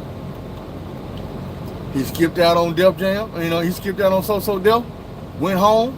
The man say when he got home, it was a Benz sitting in front of the house. Puffy went on whatever he was going on. When he came back, he called Mace to the studio, penned the paper, it was a wrap. Before he got him on and put him on, flavor account. You gotta write for me. I'm gonna pay you. I'm gonna give you 10 bands to write this song. I'm gonna give you 8 bands to write this song. I need this song right here wrote, work with this artist, write something for dude. We're gonna pay you 15,000, we're gonna pay you 7,000 over here. Come on now. And as Mace got older and he got into the business, he started realizing, hey man, you owe me a lot of money, bro. And Puff like, I owe you shit. I paid you for that. You'd have been paid for that, Playboy. No, man, but what about me? I own the publishing. You don't own that. That's mine. That's my song. You wrote it. I paid you to write it. I'll publish that. I'll get the publishing. And Mace was like, damn, can't get my money.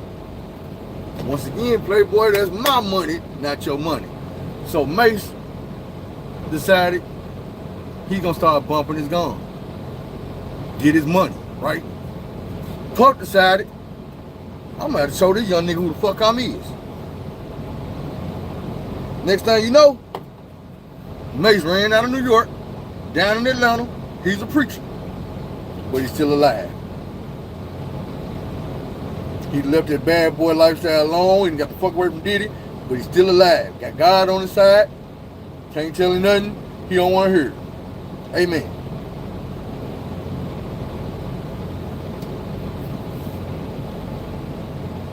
Niggas come out the woodworks together for a reason, because they know it wasn't safe to come out the woodworks on Puffy when Puffy was full-fledged Puffy. When he was Puff motherfucking daddy. Diddy. They didn't start coming at the dude till he was Brother Love and it was safe.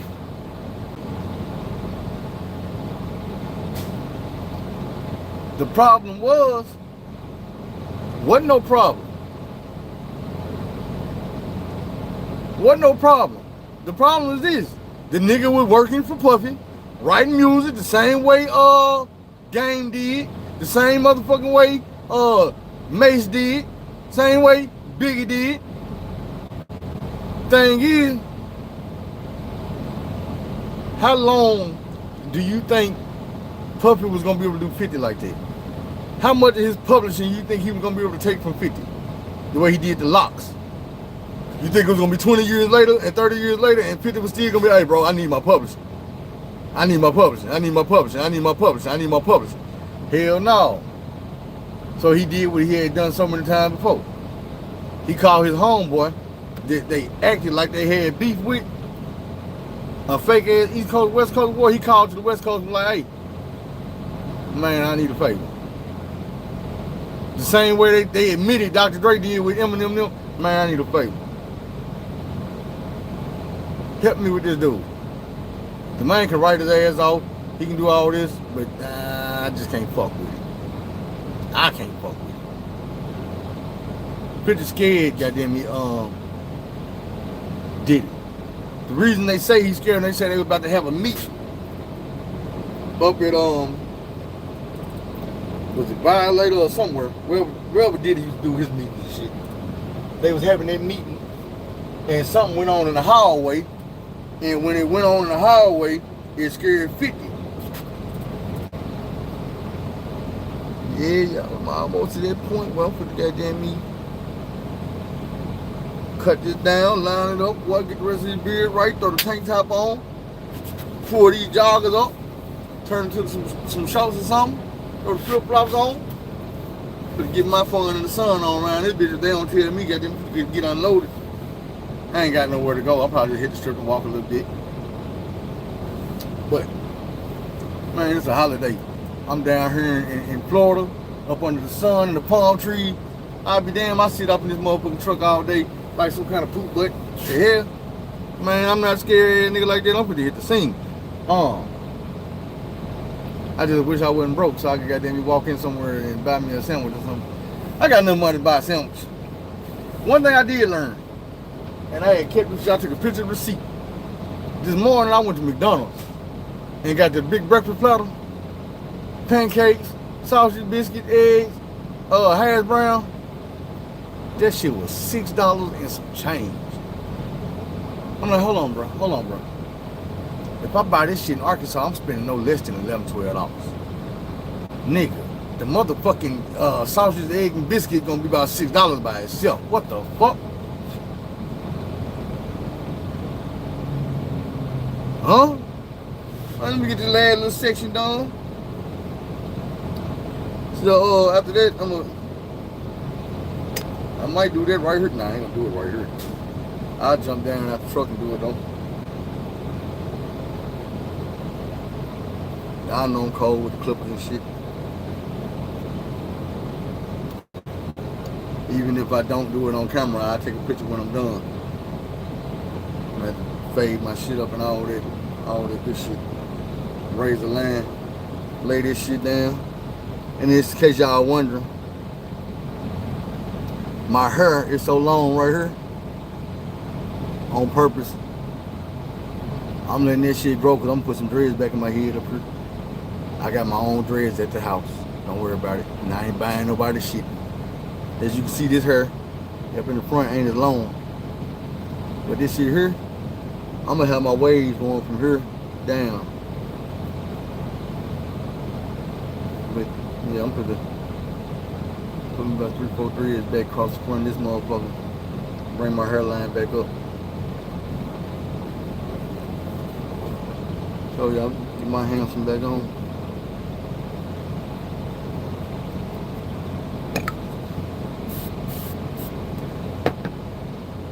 Yeah, boy.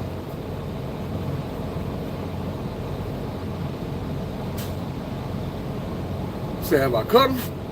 Well, I cut these jumps all the time. Man, if I wouldn't cut my dreads, my shit be down somewhere behind my knees somewhere.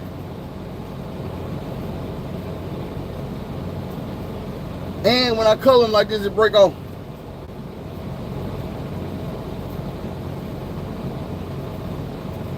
I don't know how long my dreads is right now. We finna find out after I'm done with this section right here.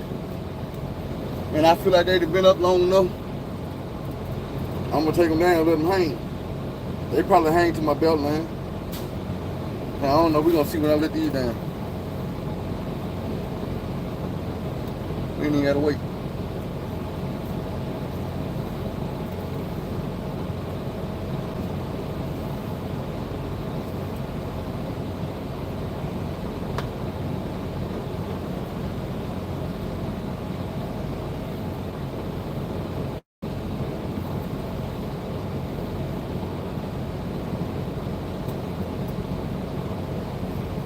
And this is what I be trying to tell people. I got dreads that's braided, so you still don't see how long the shit really is. Cause I had real thin ass dreads, so I had to take them and braid them all together to make them strong, because they were starting to get thin and fall out. I'm really thinking about getting some wicks.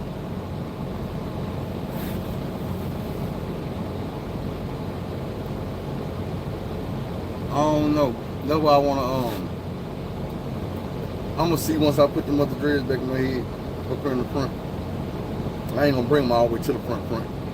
But like, I got no hair on the side, back here in the back, it's just like a small little cap.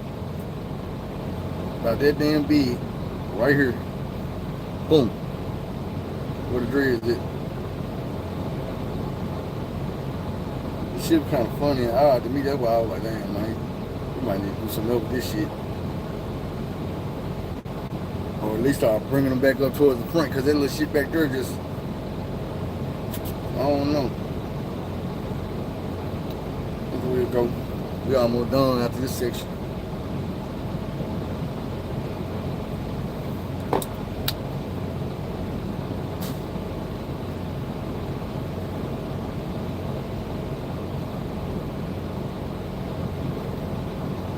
Now, what else were we talking about? Besides running through these people's childhoods and the way they was groomed and who they was groomed by. But yeah, I realized these folks was groomed. 50 was groomed by Jam Master Jay, then Puffy. And he might not have been groomed on no freaky shit, but she alright. I ain't talked to her yet today. I talked to her last night a couple times. They had my auntie funeral yesterday, so when I talked to her, she was wore out from that. She was like, "You gonna send me that money for the mortgage?" I'm like, "Yeah, but you know you were dealing with all these people coming through and stopping by in your face. I ain't want to send you the money while you was so busy." So I'll call her later on and send it to her and make sure that she didn't pay the mortgage and shit.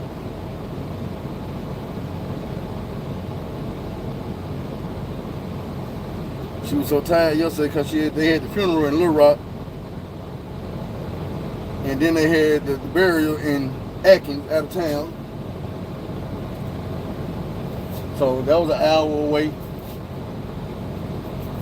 Sit there about 2-3 hours, then drive an hour back.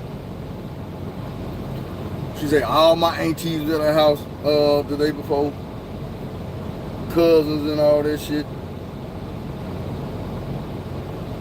So I let her get some rest. My mama already be like, she know her, she like, "I know my kids. You, when you get out there on that road, you is not the type that's gonna call every day or just call to say hi. You gonna call if something going wrong. So I know if I'm not hearing from you, no news is good news." And I was like, "Damn, mama, I'm like that." She was like, "Yeah, boy, you more independent. As long as everything going right, you straight." And I know that. So I know that if I'm not hearing from you, everything is going good, or it's horribly bad and you can't contact me. So now I be trying to contact my mama more often so she don't feel like that. And I be wanting to make sure she's straight. And she seems like she's straight, you know what I'm saying, down there by herself. Except she need me to send that bread. So I'm gonna send that. Probably, I don't know, I know they doing their Easter thing right now. Just like I called my lawyer this morning when I talked to him. What time is it, matter of fact? He told me to call him back and let him know what was going on before 5 o'clock. So when I get done with this, I'm gonna hit him up and let him know that my people say it's probably not gonna happen. And he say it ain't really a big problem. He say he don't like to cancel court dates this close to the date, but it's understandable that I'm down here out of state and it's not under my control with me just coming back. I can't just come back and eat people's truck. I probably could, but I got a truckload of somebody else's shit that's worth a lot of goddamn money, millions of dollars probably on the street or on the Walmart shelf.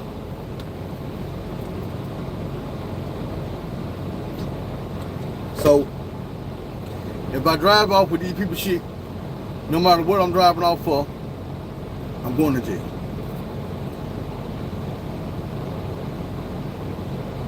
My best bet would be just to abandon ship and leave this shit here and tell them, "Hey, your shit over here, you can go get it. You can have somebody go pick it up and finish the mission, but I gotta go." But if I drive off with it, I'm going to prison. The judge not gonna want to hear shit. He gonna be like, "You should have been thinking of a better option." Like I say, when you do wrong, the shit might make sense to you, but if it ain't no real shit, it ain't gonna make sense to nobody but you. People that are already on your side. The real people in the world, just don't got nothing invested in you, ain't gonna co-sign your bullshit. If they have no reason to, no incentive. You know what I'm saying? That's what people who can use you or need you for something do. They co-sign your bullshit. They tell you shit is okay for you when they know damn well it wouldn't be okay for them.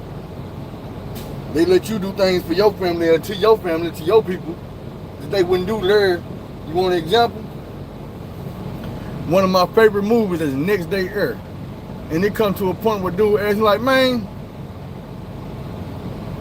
let's rob him. Nigga ain't robbing, dude. That's my cousin. Nigga, we robbed my cousin. Like, nigga, that's your cousin. You robbed your cousin. I'm not robbing my damn family. He look out, but you would let me rob mine. Nigga, I ain't let you do shit. You let me rob your cousin. Nigga, hey. What you telling it? That was your idea to rob him. He said, but you ain't coming up with an idea to rob your cousin. You damn right, nigga, that's my cousin. I'm not like that. And shit, I can't say it's some real shit, but it's some real shit. It's a point blank period. You got motherfuckers that let you do shit to your family, they're not gonna do it there. They will co-sign your bullshit. They'll rob them with you. And they tell them, nah, we ain't robbing mine though, bro. That's my family. I don't play like that. Oh, but you let me, man, I didn't let you play like that. You just a grimy ass nigga like that. Now you see why I don't fuck with you and trust you like that, nigga. I think you robbed me. Shit. Oh no. Well, I got one left. This big motherfucker right here.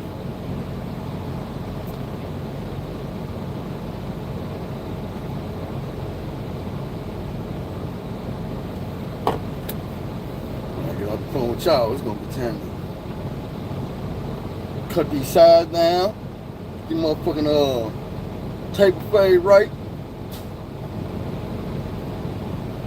And then I'm going to go stand in front of some palm trees and take me some pictures and get my front on like I'm down here in Florida on vacation and not locked in a motherfucking truck.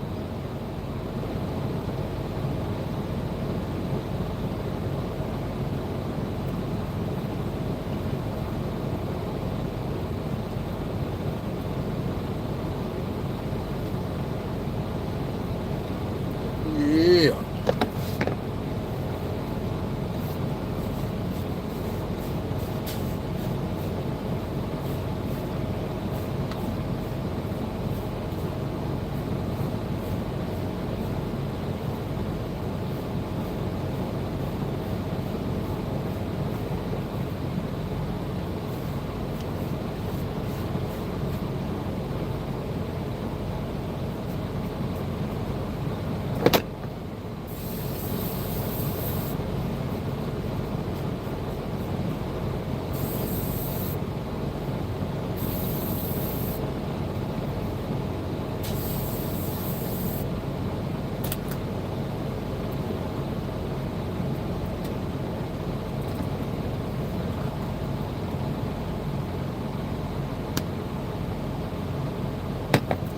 You know what I was thinking about that? Because I used to be at the truck stop and I'll pull over and I'll break the TV out, man. I'll hook the PS3 up. I mean, not the PS3, but the PS4 up.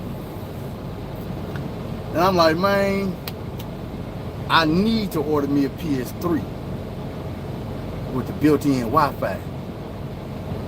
Go back old school on the old. Trying to make sure I ain't just put a whole bunch of goddamn grease and olive oil on my goddamn throat.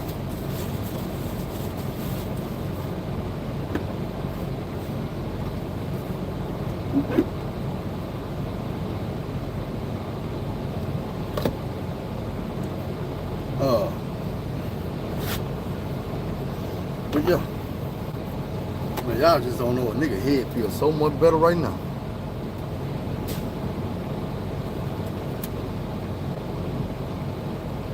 But I ain't all the way there yet. I know I was looking real raggedy and scraggedy on these last couple videos, these last few videos, these last couple weeks, goddamn.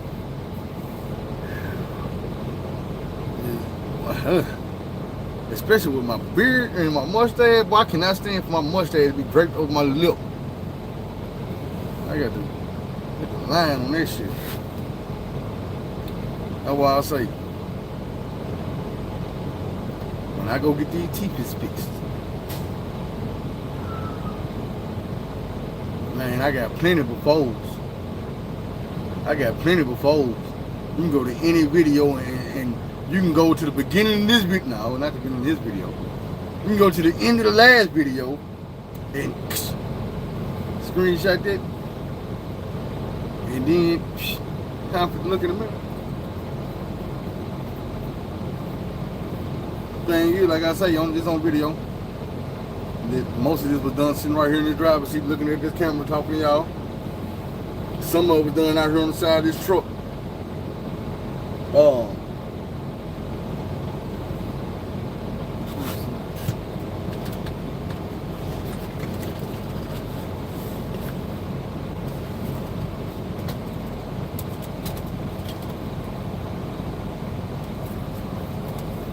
Just like this.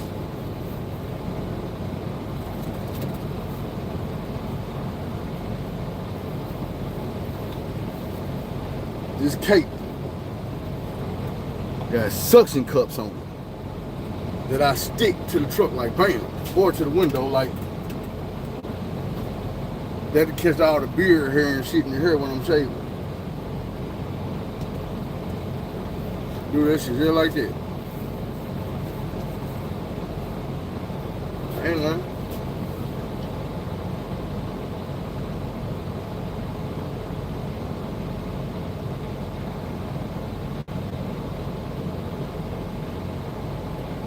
Nah, I ain't never heard of zip pay. My homeboy telling me I need to start gambling. I done made, look, real talk, I think I done made this nigga about $600-700 in the last 2 days. For real. He told me the first time, well, 3 days. The first time he called me the other day, he was like, man, who you taking on Arkansas LSU baseball? I said, Arkansas. He said, why? I said, cause we #1 and they not. He was like, yeah, man, but I said, bro, listen. Arkansas was top notch in baseball. We have always been top notch in baseball. We always 1, 2, 3, 4, 5 up in that range. We never number 17, number 18. We always top 5, bro, for the years and years. I said, when it comes down to track, we always #1. Arkansas has more national championships for the school than anybody else except I think like UCLA or somebody like that. But we #2. In the SEC, we done won so many championships, nobody competes. They look at Alabama and Georgia like, oh, they won the football championships. Yeah, they won about 5 or 6, 2 or 3. But bro, Arkansas bring home 5, 6 national championships a year. Just in track alone. Ain't no competing, bro. We do this shit. I said, then when you fuck around and you get a motherfucker like Musselman come in, and next thing you know, your basketball team is going to motherfucking Sweet 16s and Elite 8s every year, except for this year. You bring a motherfucker like, whatchamacallit in, Bobby Petrino, and your team is going to motherfucking BCS bowl games, and #3 in the country with Bobby Petrino back. Next year might be hell to tell the captain in every sport. We kicking ass in gymnastics, track and field, baseball, golf, swimming. And now we gonna finally have basketball and football stepping up at the same time with everybody else. Man, get the fuck out of here. Zip pay is basically a thing where they give you a limit and you have to pay it on every 2 weeks. It's kind of like borrowing money from yourself until you get paid. The more times you pay on time, the higher your limit goes. Yeah, it seemed like credit to me.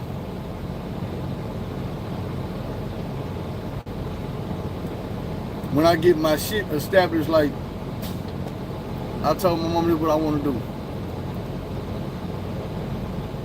With this check right here, I'm going to pay the mortgage, pay my car note, pay both our phone bills and shit like that. Next week, what I want to do is I want to call Audi or Little Rock and tell them to come pick the Audi up. I got some shit on I need to get fixed, so I go and get that fixed. By then, the paychecks will steady be rolling in, so I should be straight. I should be able to save a little something after that. Not really, because I'm still going to have to be stacking up to get the Audi back out the shop. I don't know how much it's going to cost, but I'm telling myself 4 to 5 bands. It might be 500-600, but I don't want to be telling myself 500 to 600, and then they hit me up like, yeah, man, we need 3,000, we need 4,000, we need this and that. I'm like, damn, I wasn't expecting no shit like that. But while I'm out here on the road and I don't need the Audi, I got the other car at the house, I got the other car at the house. So I just want to get everything right. Then, once I get the Audi out the shop, I'm going to start applying for credit cards and shit just to run my credit up. Because I know how to use the credit cards.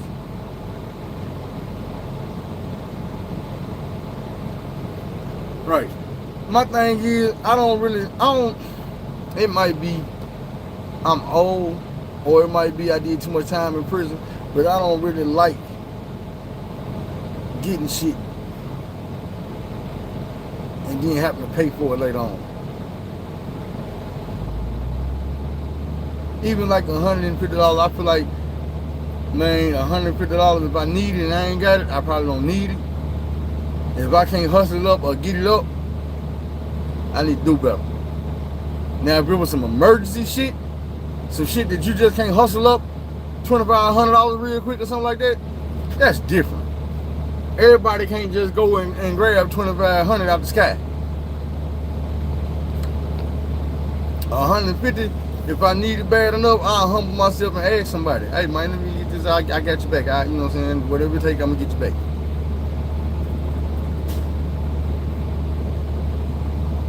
I'm trying to see that I guess I could, but let me see.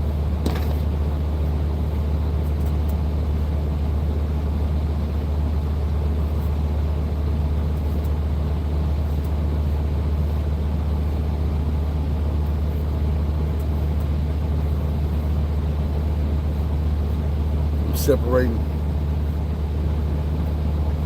from me cutting it versus where I'm not going to be cutting it.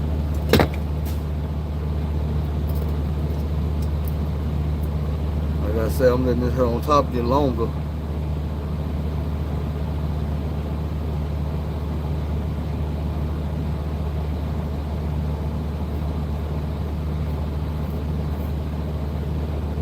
So when I cut it, I just knock all this shit down, wave length, and I basically let this shit just do what the fuck it up is gonna do. But then after I get it down the wave length, you know, I'm gonna brush this shit and wave that shit up and lay that shit down. I try to anyway.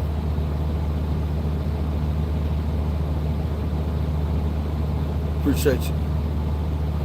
I be trying to I mean, I know it because I told Miss Carol today, cause she was telling me like, man, you got to change who you is. You got to change. I said, Miss Carol, you got to realize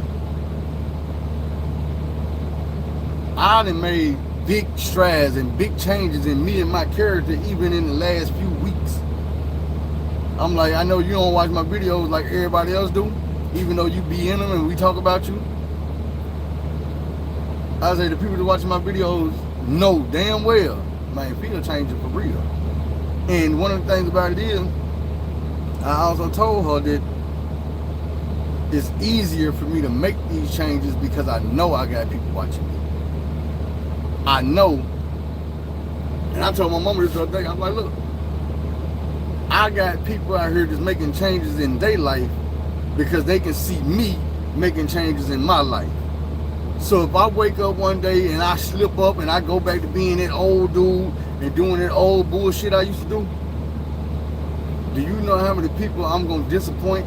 How many people I'm going to let down? How many people I'm going to basically tell it's okay for them to do the same shit and kill all their progress, stop all the shit that they family is proud of them for, all this shit.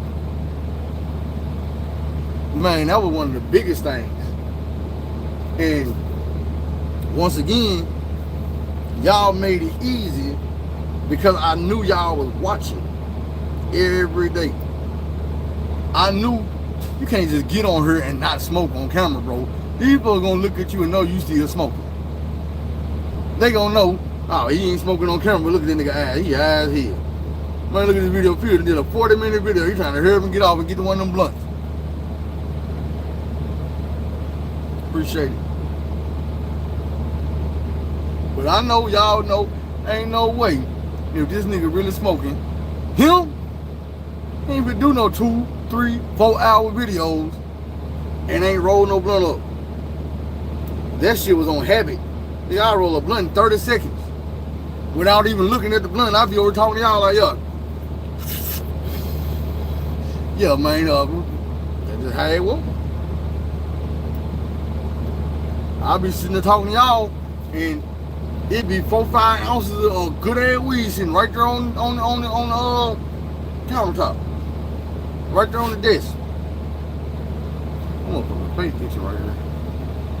And I know it because last time I shaved before this, I had cut my skin right there. It kind of scabbed over a little bit. Right now I'm over there on toothpick, trying to get this damn grease and shit from under my fingernails.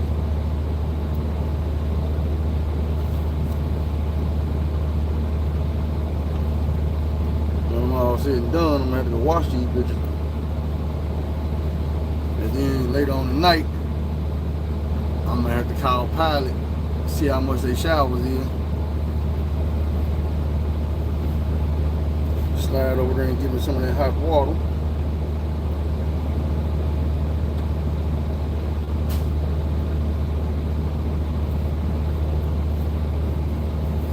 Hey, I'm in Miami. I need to Miami. I'm in Tampa. Do I need to take my socks off with these motherfucking Jordan slides? I really like the match. I wish I had a great tank top. I might need to go try to find one. The cool gray slides. Tank top black. Motherfucking joggers.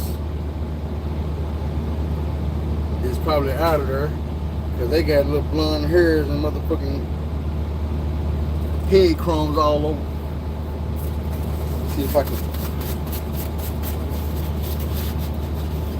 move my goddamn cup. What was that?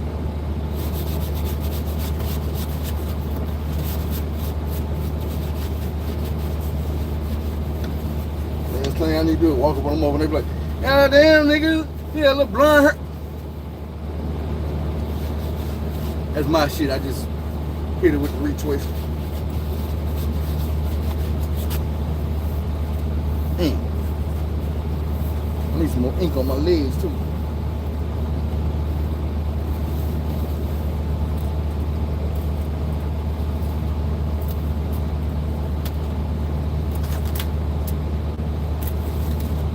Looking for the damn tank top.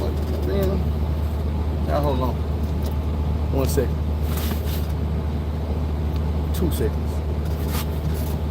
Oh shit. Right there.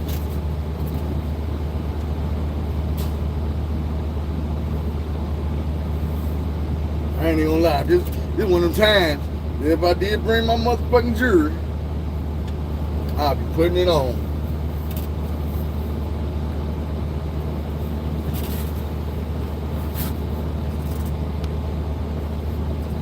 I ain't even gonna lie though, I'm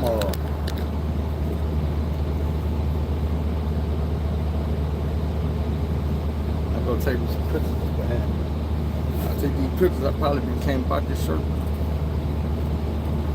I gotta get my trust me, I'm gonna be handsome as hell when I step out this motherfucking truck and get to walking around the damn highway, McDonald's, Waffle House, and whatever it is over there.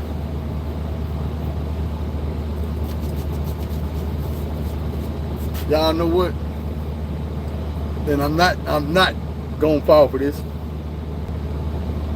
But it's a woman living in Tampa that I damn near married. Beautiful woman. Big bosom woman. Tall, sexy, pretty smile.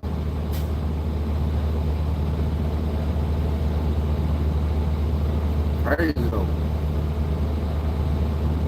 So I be having to remind myself here. You know she crazy now. You know she crazy now. Even though things might be a little bit different this time around. You know she crazy, man. Even her mama knew she was crazy. And when you know better, you must do better.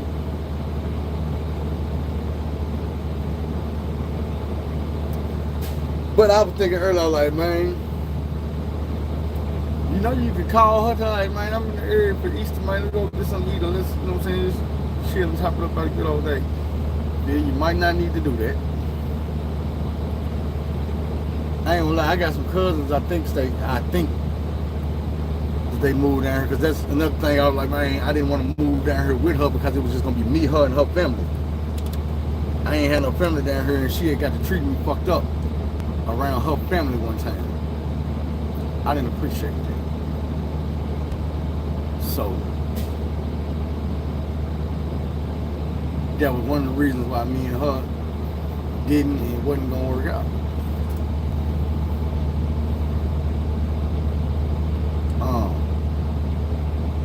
But then I had some family move down here.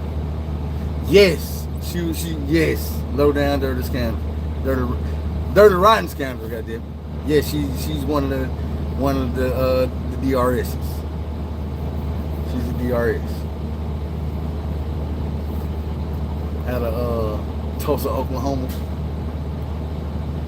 Should I say out of Oregon, by way of Tulsa, Oklahoma. But she stayed around this area. I was thinking about don't do it, boy. Don't do it. But I had some cousins move down here. And they might still be down here. I'm from first cousins. My mama's sister kid. And her husband and their kids. And I was thinking about hitting them up. I was looking at the phone right before I was hitting you out before I got on her. And I don't got name one of their numbers. So I was like, man, maybe I check on them later on or something, but ain't no rush.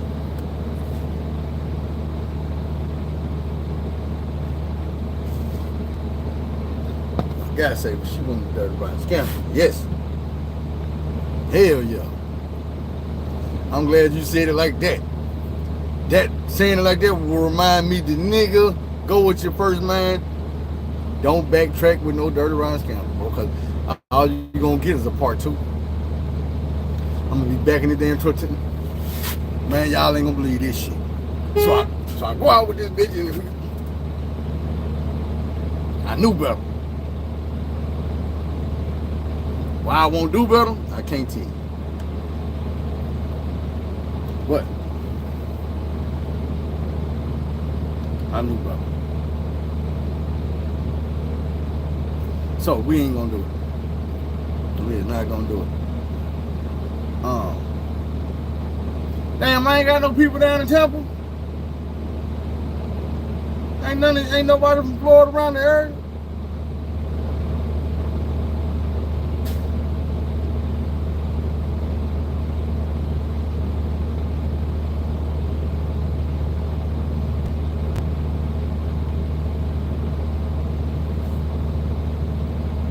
I'm trying to remember.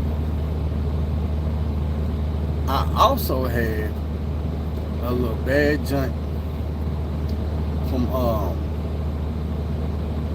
Fort Lauderdale.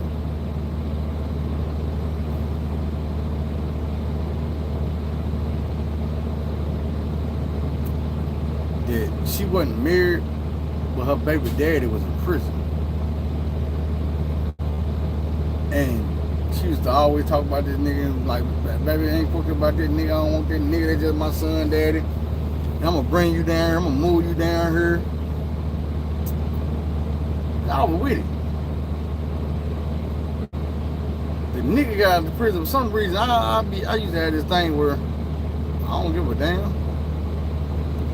I don't give a damn about your baby daddy. I'll tell a nigga about himself and I'll tell him about me too, and then see if you want to meet in the middle. So I had this situation with her baby daddy. And I don't know what he was thinking about me at the time. But he tried to hop on FaceTime because he was coming over there all the time when he got out of prison. Nigga had a mouth full of goals and shit, bald head. I'm gonna tell you who he looked like. The nigga looked like a bigger version of the nigga Blood Raw. He had a little beard and shit, you know what I'm saying? What the? Had a mouth full of gold too. Top, bottom, all that. Glee, nigga, what's happening?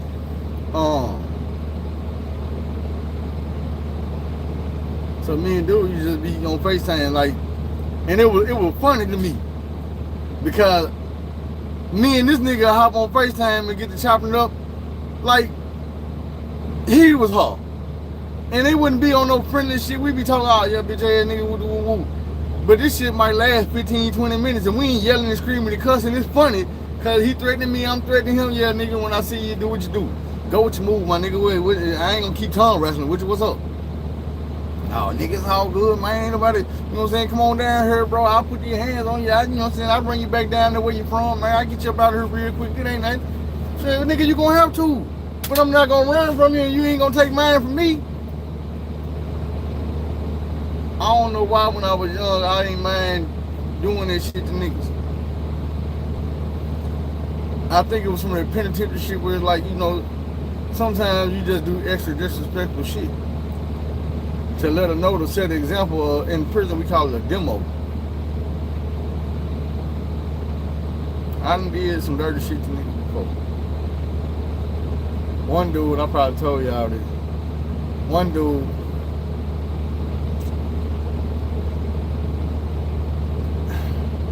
at my height of the dirty shit I used to do, when I came home from prison, I had a thing for older women. So if a dude crossed me, sometimes I'll pull his mama into the situation. And I wouldn't cuss her out, beat her up, or rob her, or no shit like that. Even worse. I don't think dude know what I did to his mama, but his sister knew. I didn't know that was his sister at first. But when I found out that was his sister, I'm like, oh.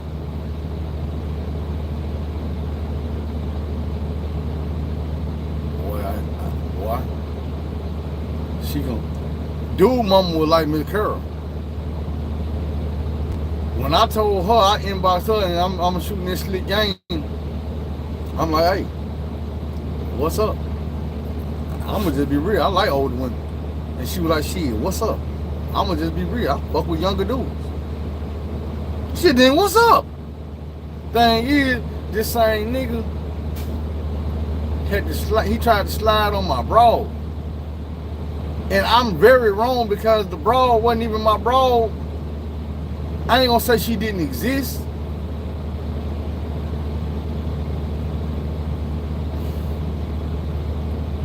I don't know if I told y'all this or if I want to tell y'all this. I might not go into the whole story. I'll give y'all a little bit. I done told y'all this shit before. It was a girl that I had seen at the gas station. My homeboy told me about it, like she was cool, all this and that. I'm like, man, she fine as hell, she beautiful, boy, I'm gonna get her. He was like, no, you're not. And I'm like, yes, I am, bro. Fresh out of prison. I'm like, yes, I am, bro. You don't know me. He was like, yeah, but I know her. Bro, she'll fuck with dudes. If they paying, I know you ain't gonna pay. Other than that, she fuck with women. And she got a girlfriend. I'm like, I don't give a damn. I went over there, slid, shot my shot, and got blocked like a mother. Bow! Blocked my shit to the other side of the goddamn court. Later on this website, I seen the girl that she was supposed to be in a relationship with. I seen them on these other pages. I feel like, okay, that's her girlfriend. I may or may not have started the shit. I don't remember. I just remember what type of nigga I was at the time. I might have started the shit. But me and her girlfriend got into it. And we started having words. So she said some shit that hurt my feelings. Like, you know what I'm saying? Whatever she said, I got my feelings hurt. So I retaliated back with a very convincing argument that that's why I fucked your bitch. nigga, you ain't fuck my bitch. And I'm like, yeah, I did. I'm fucking your bitch. I'm piping your bitch down. She be over here at the hotel behind such and such gas station. And woo, woo, woo, yeah, she cool as fuck. All this shit I'm knowing because my homeboy told me, I don't know this girl from nowhere. Just seen her and got googly eyed. So now I'm lying to her bitch and all this and that. The first girl ended up hitting me up like the next day, like, hey, I don't know what you got going on, but you causing problems in my house. You done told my girl that we fucking, I don't know you, and woo woo woo. I said, man, damn, for real? She was like, yeah. I'm like, look, man, I just did that because your girl, we were arguing and she pissed me off. I didn't think she was really gonna believe the shit. So she was like, well, would you tell her that? Because goddamn me, nigga, you really causing problems in my house. So I got humble. And I told the mom, like, look here. I called him, like, hey, this old boy, man, look, this is the thing about it. I ain't fucking you, girl. You got in my feelings yesterday, so I said some shit that was gonna get you in your feelings. Goddamn me, game on, I guess I won. But your girl done contacted me and told me that I won a little too real, and you taking that shit a lot more serious than I thought you would. So I'm just letting you know, man, I was just fucking with you. I ain't fucking no girl. I don't know old girl or none of that. But you know what I'm saying, man, because I seen it at the gas station. My homeboy told me, I told the whole spiel. But now, as time go by, and I'm still seeing little mama, I'm still seeing online, I want them. And this might be when I invented catfishing. I'm gonna just keep it 100. I'm not proud of this shit. I found a picture of this girl. She had so many pictures. She was from Pine Bluff, Arkansas. She riding around in box Chevy, big ass ring, had a mouthful of gold. She was fine as hell. Then I started going through and I'm seeing freaky pictures. She got on pictures with lingerie and see-through clothes shit. I'm sorry, screw. Wasn't no screenshot, I was on the computer. I'm saving these pictures to the computer. I made a whole page like I was this girl. And I was using the lamest shit up. I was hitting up number girls like I was a lesbian. And I'm some stump down ass, baller down here, that woo woo woo. And all kind of females were hitting me up. And I'm like, God damn, y'all bitches really be acting like niggas. Y'all thirsty as hell. So, man, don't laugh at me. So I'm using these pictures. And I'm trying to get at this one girl, even though it's multiple girls falling for. So I started selling, this the lame part. Well, it's all lame. But this was the lamest shit that I ever used to get mad.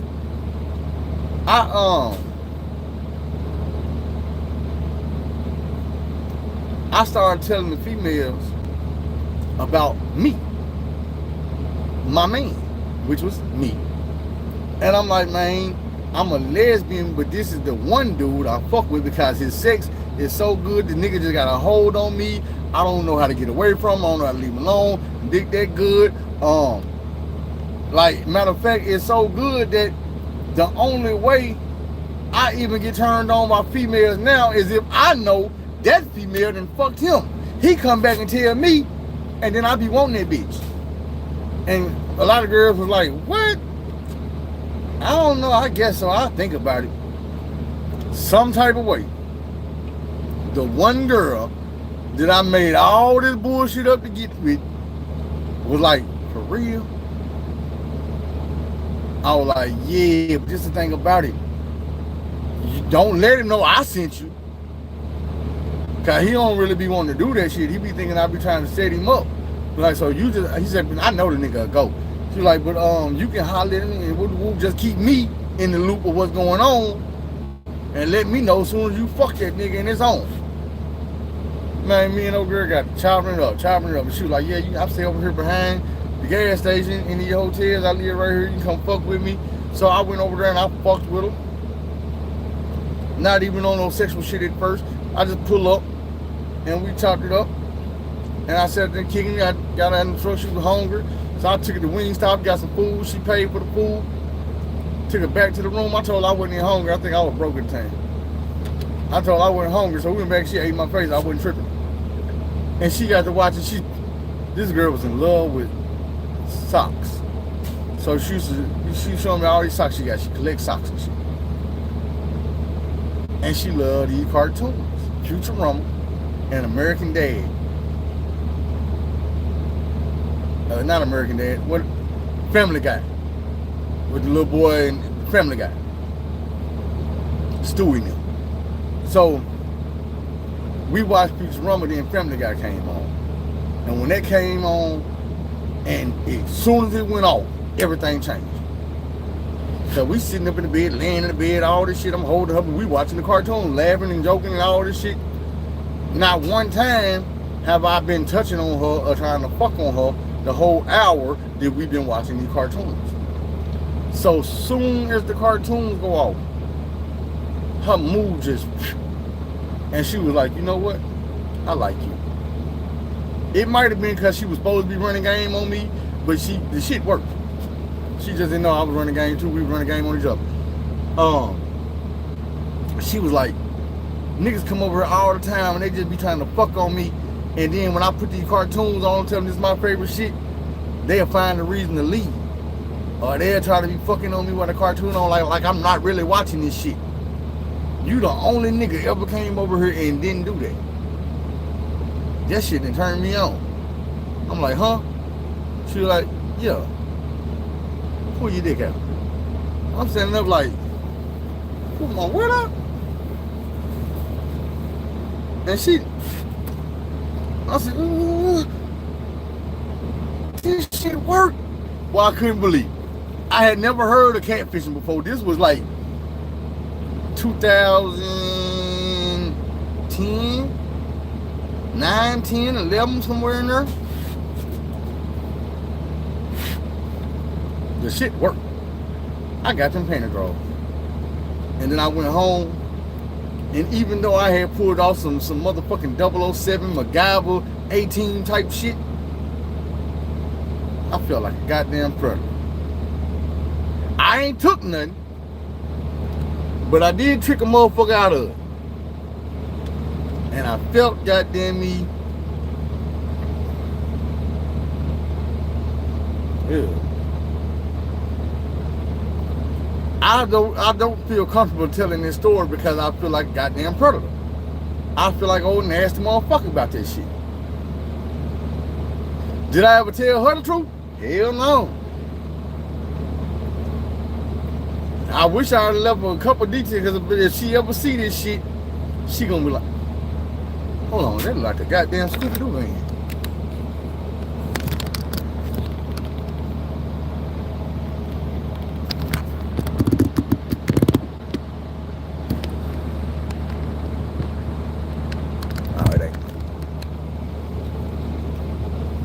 But I'm like, man, I don't even want to talk about this type of shit because I feel nasty, like goddamn predator. That shit ain't cool. It's too late not to tell nobody. All I ask you is don't judge me, man. I was young. I was semi-fresh out of incarceration. My mind wasn't fully developed yet. They done had me locked up since I was a teenager. I had been through military type shit, man. It was all bad.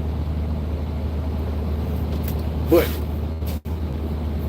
these days, I'm proud to say I'm a different person. I am a different individual. I live by a different set of codes and morals and shit like that. The sun, I don't know if it's just the clouds or what. But I think it's about time we in a minute. What's up with Cheetah? I've always been more of a lion. I cheated. When I was in a relationship with the older woman, after a couple of years of getting accused of cheating, I had cheated. And it made it easy for me to cheat on her. But I done had relationships with women where I never stepped out. I wouldn't call in no broad, I wouldn't get no phone numbers, I wasn't hollering at nobody, I wouldn't let nobody holler at me. Wasn't no creeping, wasn't no texting, no shit. And it was effortless. You know what I'm saying? I'm just gonna be real. It was effortless. I never even thought about doing the shit. Because the person I was with, even though I used to tell motherfuckers that me and her wasn't together, she was my best friend. and she provided everything I needed as far as companionship, friendship, sex, all that shit. Caring, understanding, shoulder to lean on, or ear to listen. I didn't have no reason to go and fuck on no other woman or give no other woman my attention or my time, because I was content where I was. All my needs was being met. And one thing I can say, this girl got, right now today, she just had a baby. She had a baby last year.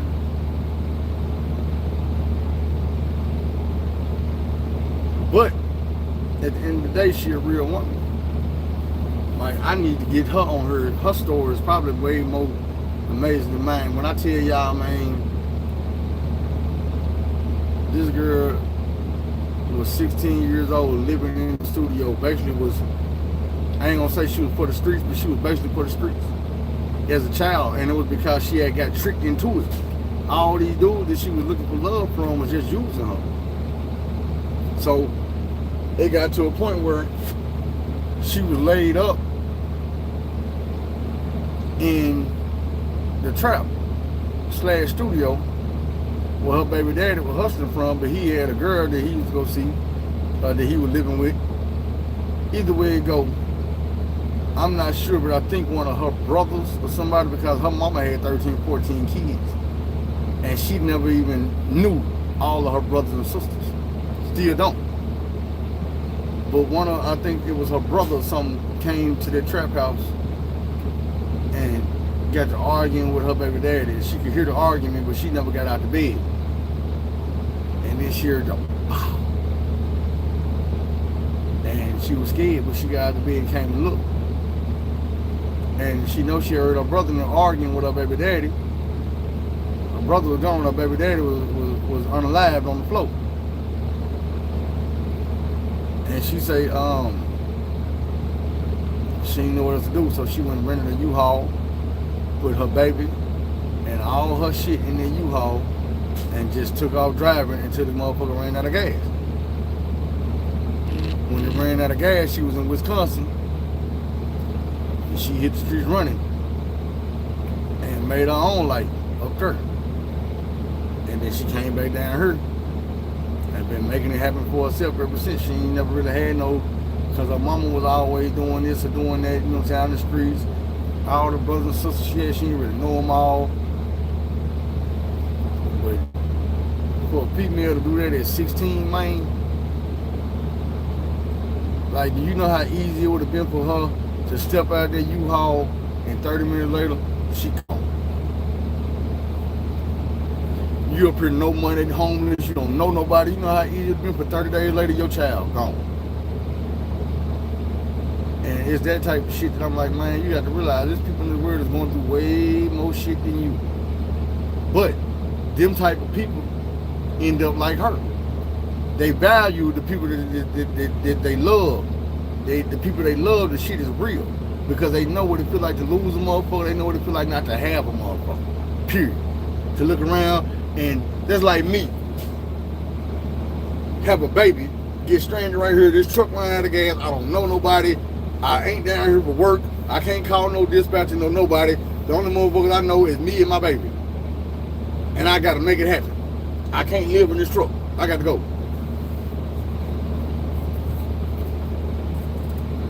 If I was in that situation right now today, that shit would terrify me. I would not make it out the way she did. I'm not saying I wouldn't make it out, but my instincts would tell me, take something, rob something, get something, make something happen. I don't know what her instincts told her. Survive. Do it for the baby. If you got to use the baby for excuse, and when you begging for help, do it. I mean, it is what it is.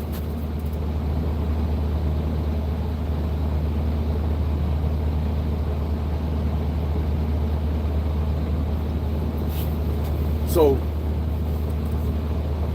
when I was with her, even though we wasn't in a full-fledged relationship, I ain't do no cheating, I ain't do no sidestepping, no. Matter of fact,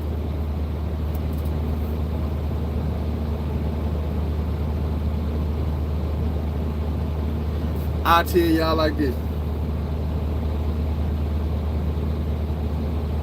That picture I put up the other day with the 6 females on it, she is on that picture. I'm not gonna tell you who she was, but she on that picture.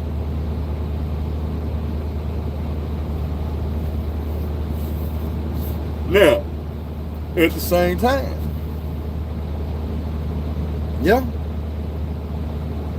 I will say that she had sex with other people during that time period. That she got money from other dudes during that time period.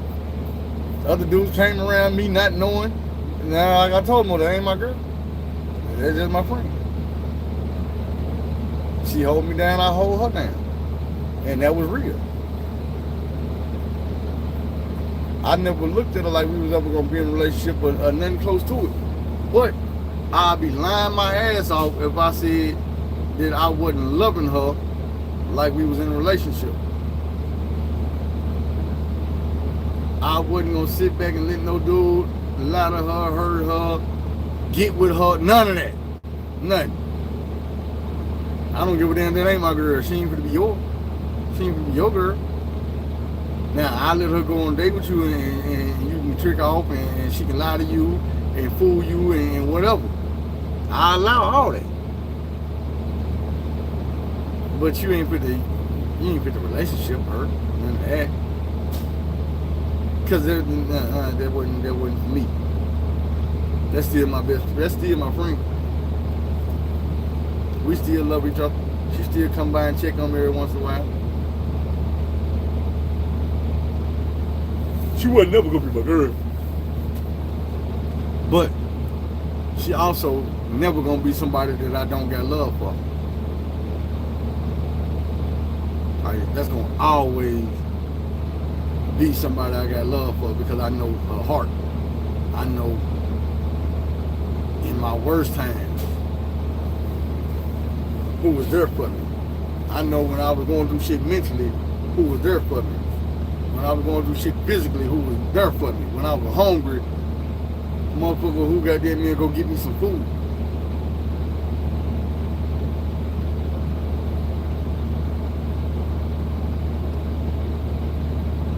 I don't know.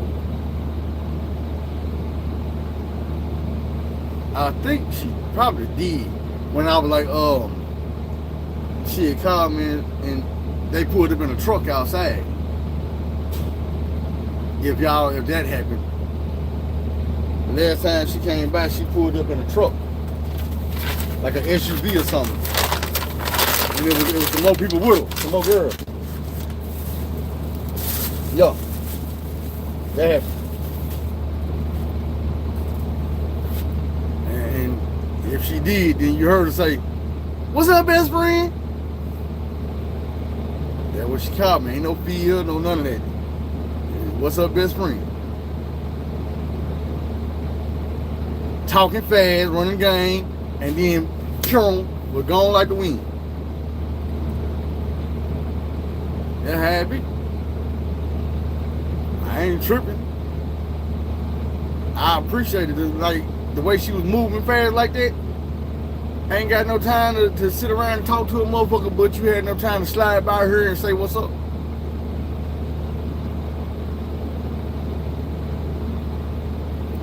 Shit, you can't get it. The only way you get that song is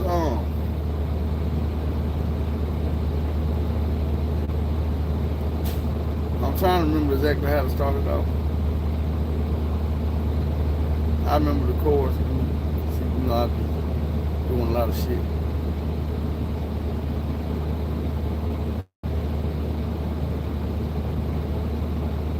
Or should I just say it slow? Let's see. Who can I trust nobody? Maybe my Nina or a shot is them against us, little homie. If we gon' ride all by our lonely, you can't trust no phonies. That's why I keep that pistol on me. Niggas ain't real. On the for real, fuck how you feel, it'll get you killed. A damn shame in this game what niggas will do. You turn your back and you through. Who really love you? Man, I can't count only but two, your mama and you. So I'm gonna tell you what to do, and this here is a must. My nigga, let's break down trust. The T is for true. R is for running with the crew. The U you should know. S is for stopping, don't go. The T is for take. And you should try to take it slow, but take it from me, nigga, it's gonna be a long road and it's all in survival. Toting and busting AK robbers cause you could die slow. Before you blink your eyes closed, I trust a few. Bust a few, been ducking too, cause the one you think you got gon' wind up fucking you off. I'm trusting you to be the one I ride with. Coat inside with to come out, hope I die quick. We all we got. Like G Money and Nino Brown. When this shit get too hot, then we bounce to Casino Town, Las Vegas, Nevada. Where the block is even harder, but not from them choppers. We fully loaded, they can't stop us, you know we gon' ball. Stand tall and never fall, man, we like MacGyver. Flipping keys like drunken drivers, we baby big timers. It ain't no way that they can find us, my money's in China. Racketeering and extradition out without a license. Man, this game I got is priceless. That's the first verse. The second verse was, now where my niggas at? Say they gon' ride to the end. The ending came, the ending went, still I ain't got no friends. That's why I trust nobody except me, myself, and my man. Niggas only come around when everything is fine and dandy. When the road get dark, I ain't got no one to lean on. So I keep my beam on, try my best to ease on. It's in my genetics to look over the sympathetic, but it's so pathetic. We only ballin' cause they let us, it's been a long time. And I've been out here on the grind, made this money by myself. Nobody's giving me a dime, so what's mine is mine. And I ain't breaking bread with shit. Put my paper in there, nigga, cause they all some faking bitches. When your paper long, the team you running with is strong, but when that's dead, broke, but over half of them is gone and you all alone. I know what he thinking, yeah, right. I done had a lot of paper plus a lot of lonely nights when my shit get right. Got a whole line around the block, but since these niggas hate to play a hand tight around the Glock and it's fixing the pop, I make AK-47 hot, D10 in the pink. I niggas snitching to the cop situation get deep. Got enemies and I can't sleep cause they fixing the creep. Now every day I pack the heat and I trust nobody. Nobody is who I trust except maybe my Nina nigga, cause I know she gon' bust and I trust nobody. Nobody is who I trust except maybe the AK-50 rounds kicking up dust and I trust nobody. That's the chorus. I used to want to be a rapper. I used to entertain niggas in prison with my rap lyrics. And niggas like, man, nigga, when you get out, feel. You gonna blow up, nigga. Yo, music, that shit be hard, nigga. I felt that shit. But then I started seeing shit that everybody else didn't see, and I was like, man, I don't even know if I want to make it. Like the shit I tell y'all about Puffy, and man, I've been seeing this shit for years. Everybody can't see it. I see it. I've been seeing it. I'm like, man, these motherfuckers ain't right. Like, I look at a nigga like Gucci, man, and I really see a real live curse. Like, bro, everybody you fuck with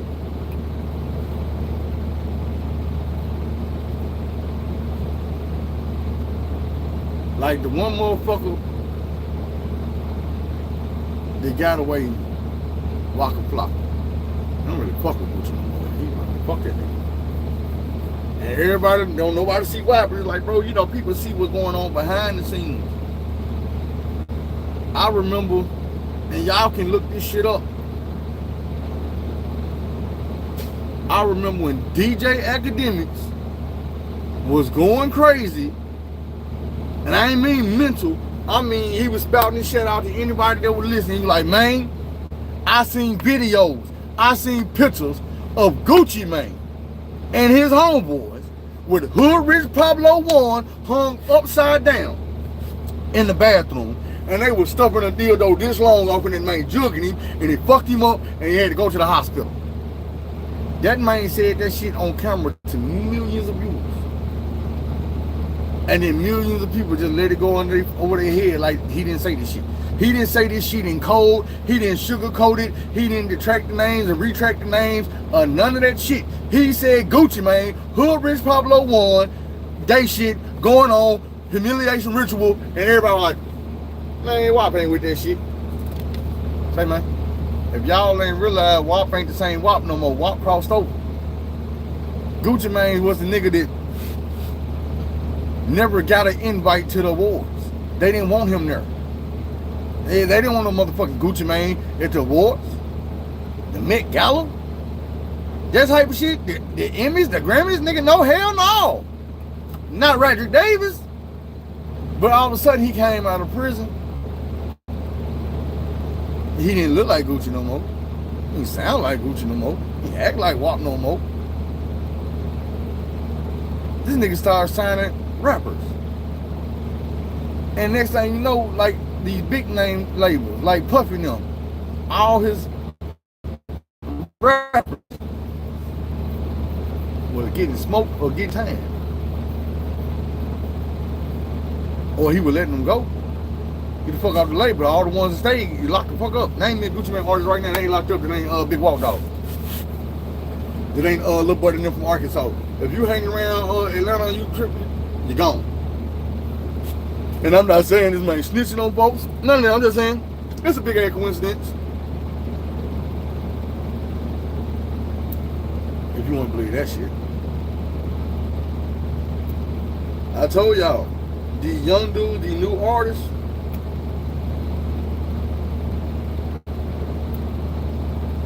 they coming up off the internet.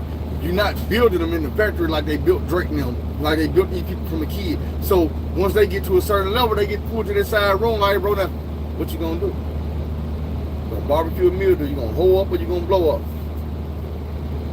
They give you your choice.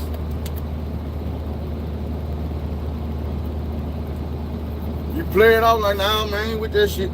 Okay, cool. They gonna play it out too, like, okay, cool. And next thing you know, your ass sitting in motherfucking prison. Pooh Shiesty, Foo,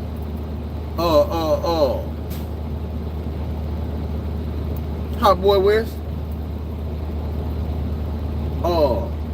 who else?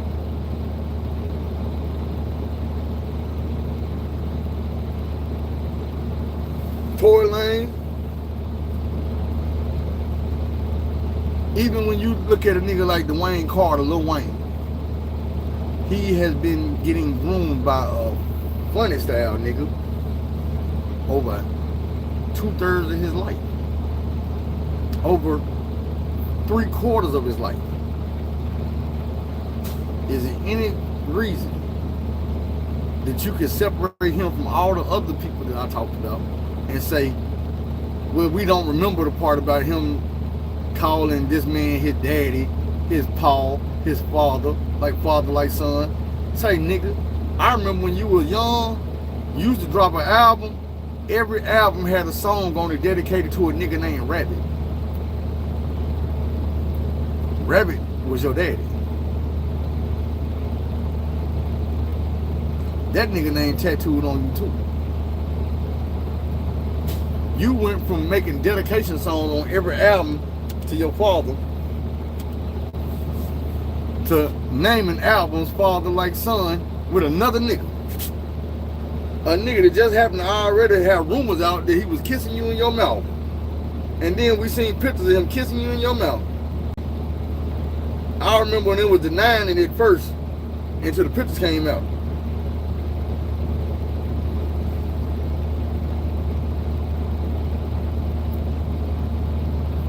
Right or wrong?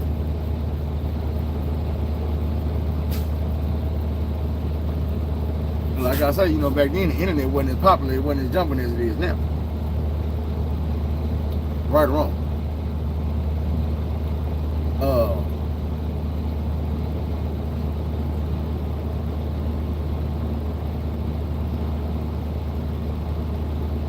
I remember the days before the internet.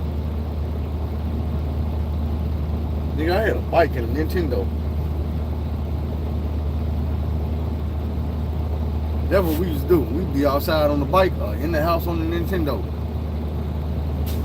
Basketball, football, bike riding, Mother May I, Red Rover, house, doctor, that type of shit. That's what we did. We used to be in the hood, in the projects, flipping on pissy mattresses. Motherfucker move, we'd drag the mattress out the goddamn dumpster, nigga, and drag them down there and stack them bitches up. And nigga, we be goddamn me just on the black tumblers. Grown folks come out there and sit around and watch us flipping. You know, I'm talking, we doing gainers, we doing doubles and triple back flips and all this shit. And it was fun as hell. Kids these days don't know what it feel like to flip off a pissy mattress.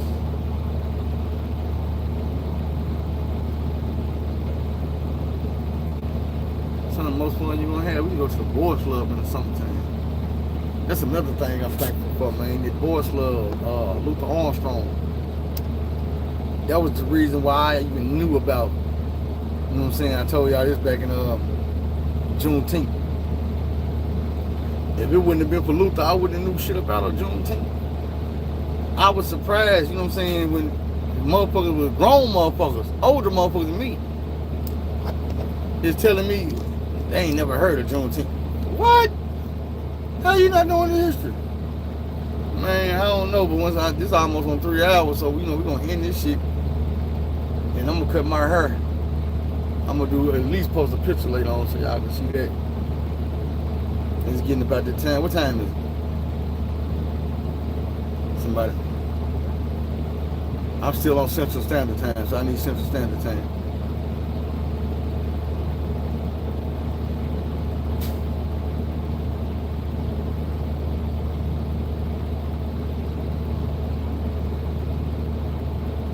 Somebody? Anybody? There's 2. I'm asking because I gotta hit my lawyer back before 5 and let him know that, man, you can go and cancel the hearing, man. We're gonna have to reschedule that. I ain't gonna make it back by the day after tomorrow. I wish my motherfucking I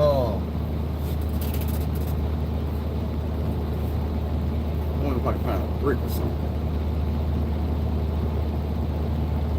Which probably wouldn't work. My sand chute is broke on this driver's side. So if I drop my trailer in the sand, it's gonna sink into the ground.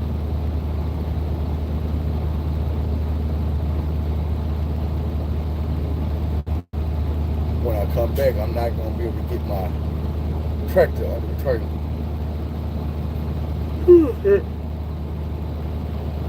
Because if I could do that, then I would drop my trailer, throw this motherfucking LED in PC mode, and hit the block.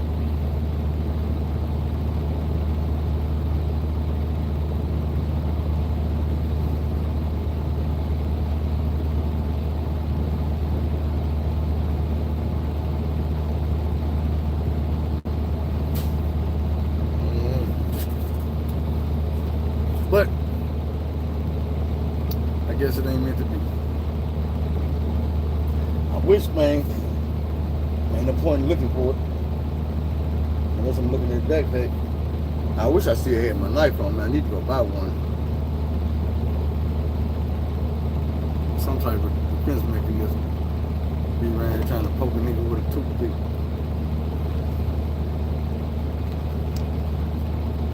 I don't need to be thinking about harming nobody, but I am thinking about defending myself. You know, when you be a truck driver and you're out of town or something, sometimes people see you as an easy pick. Sometimes it just be that paranoia in your head that make you think people looking at you like that when they really not.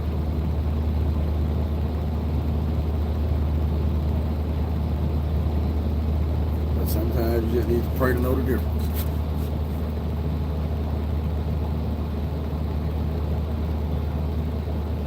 But, oh,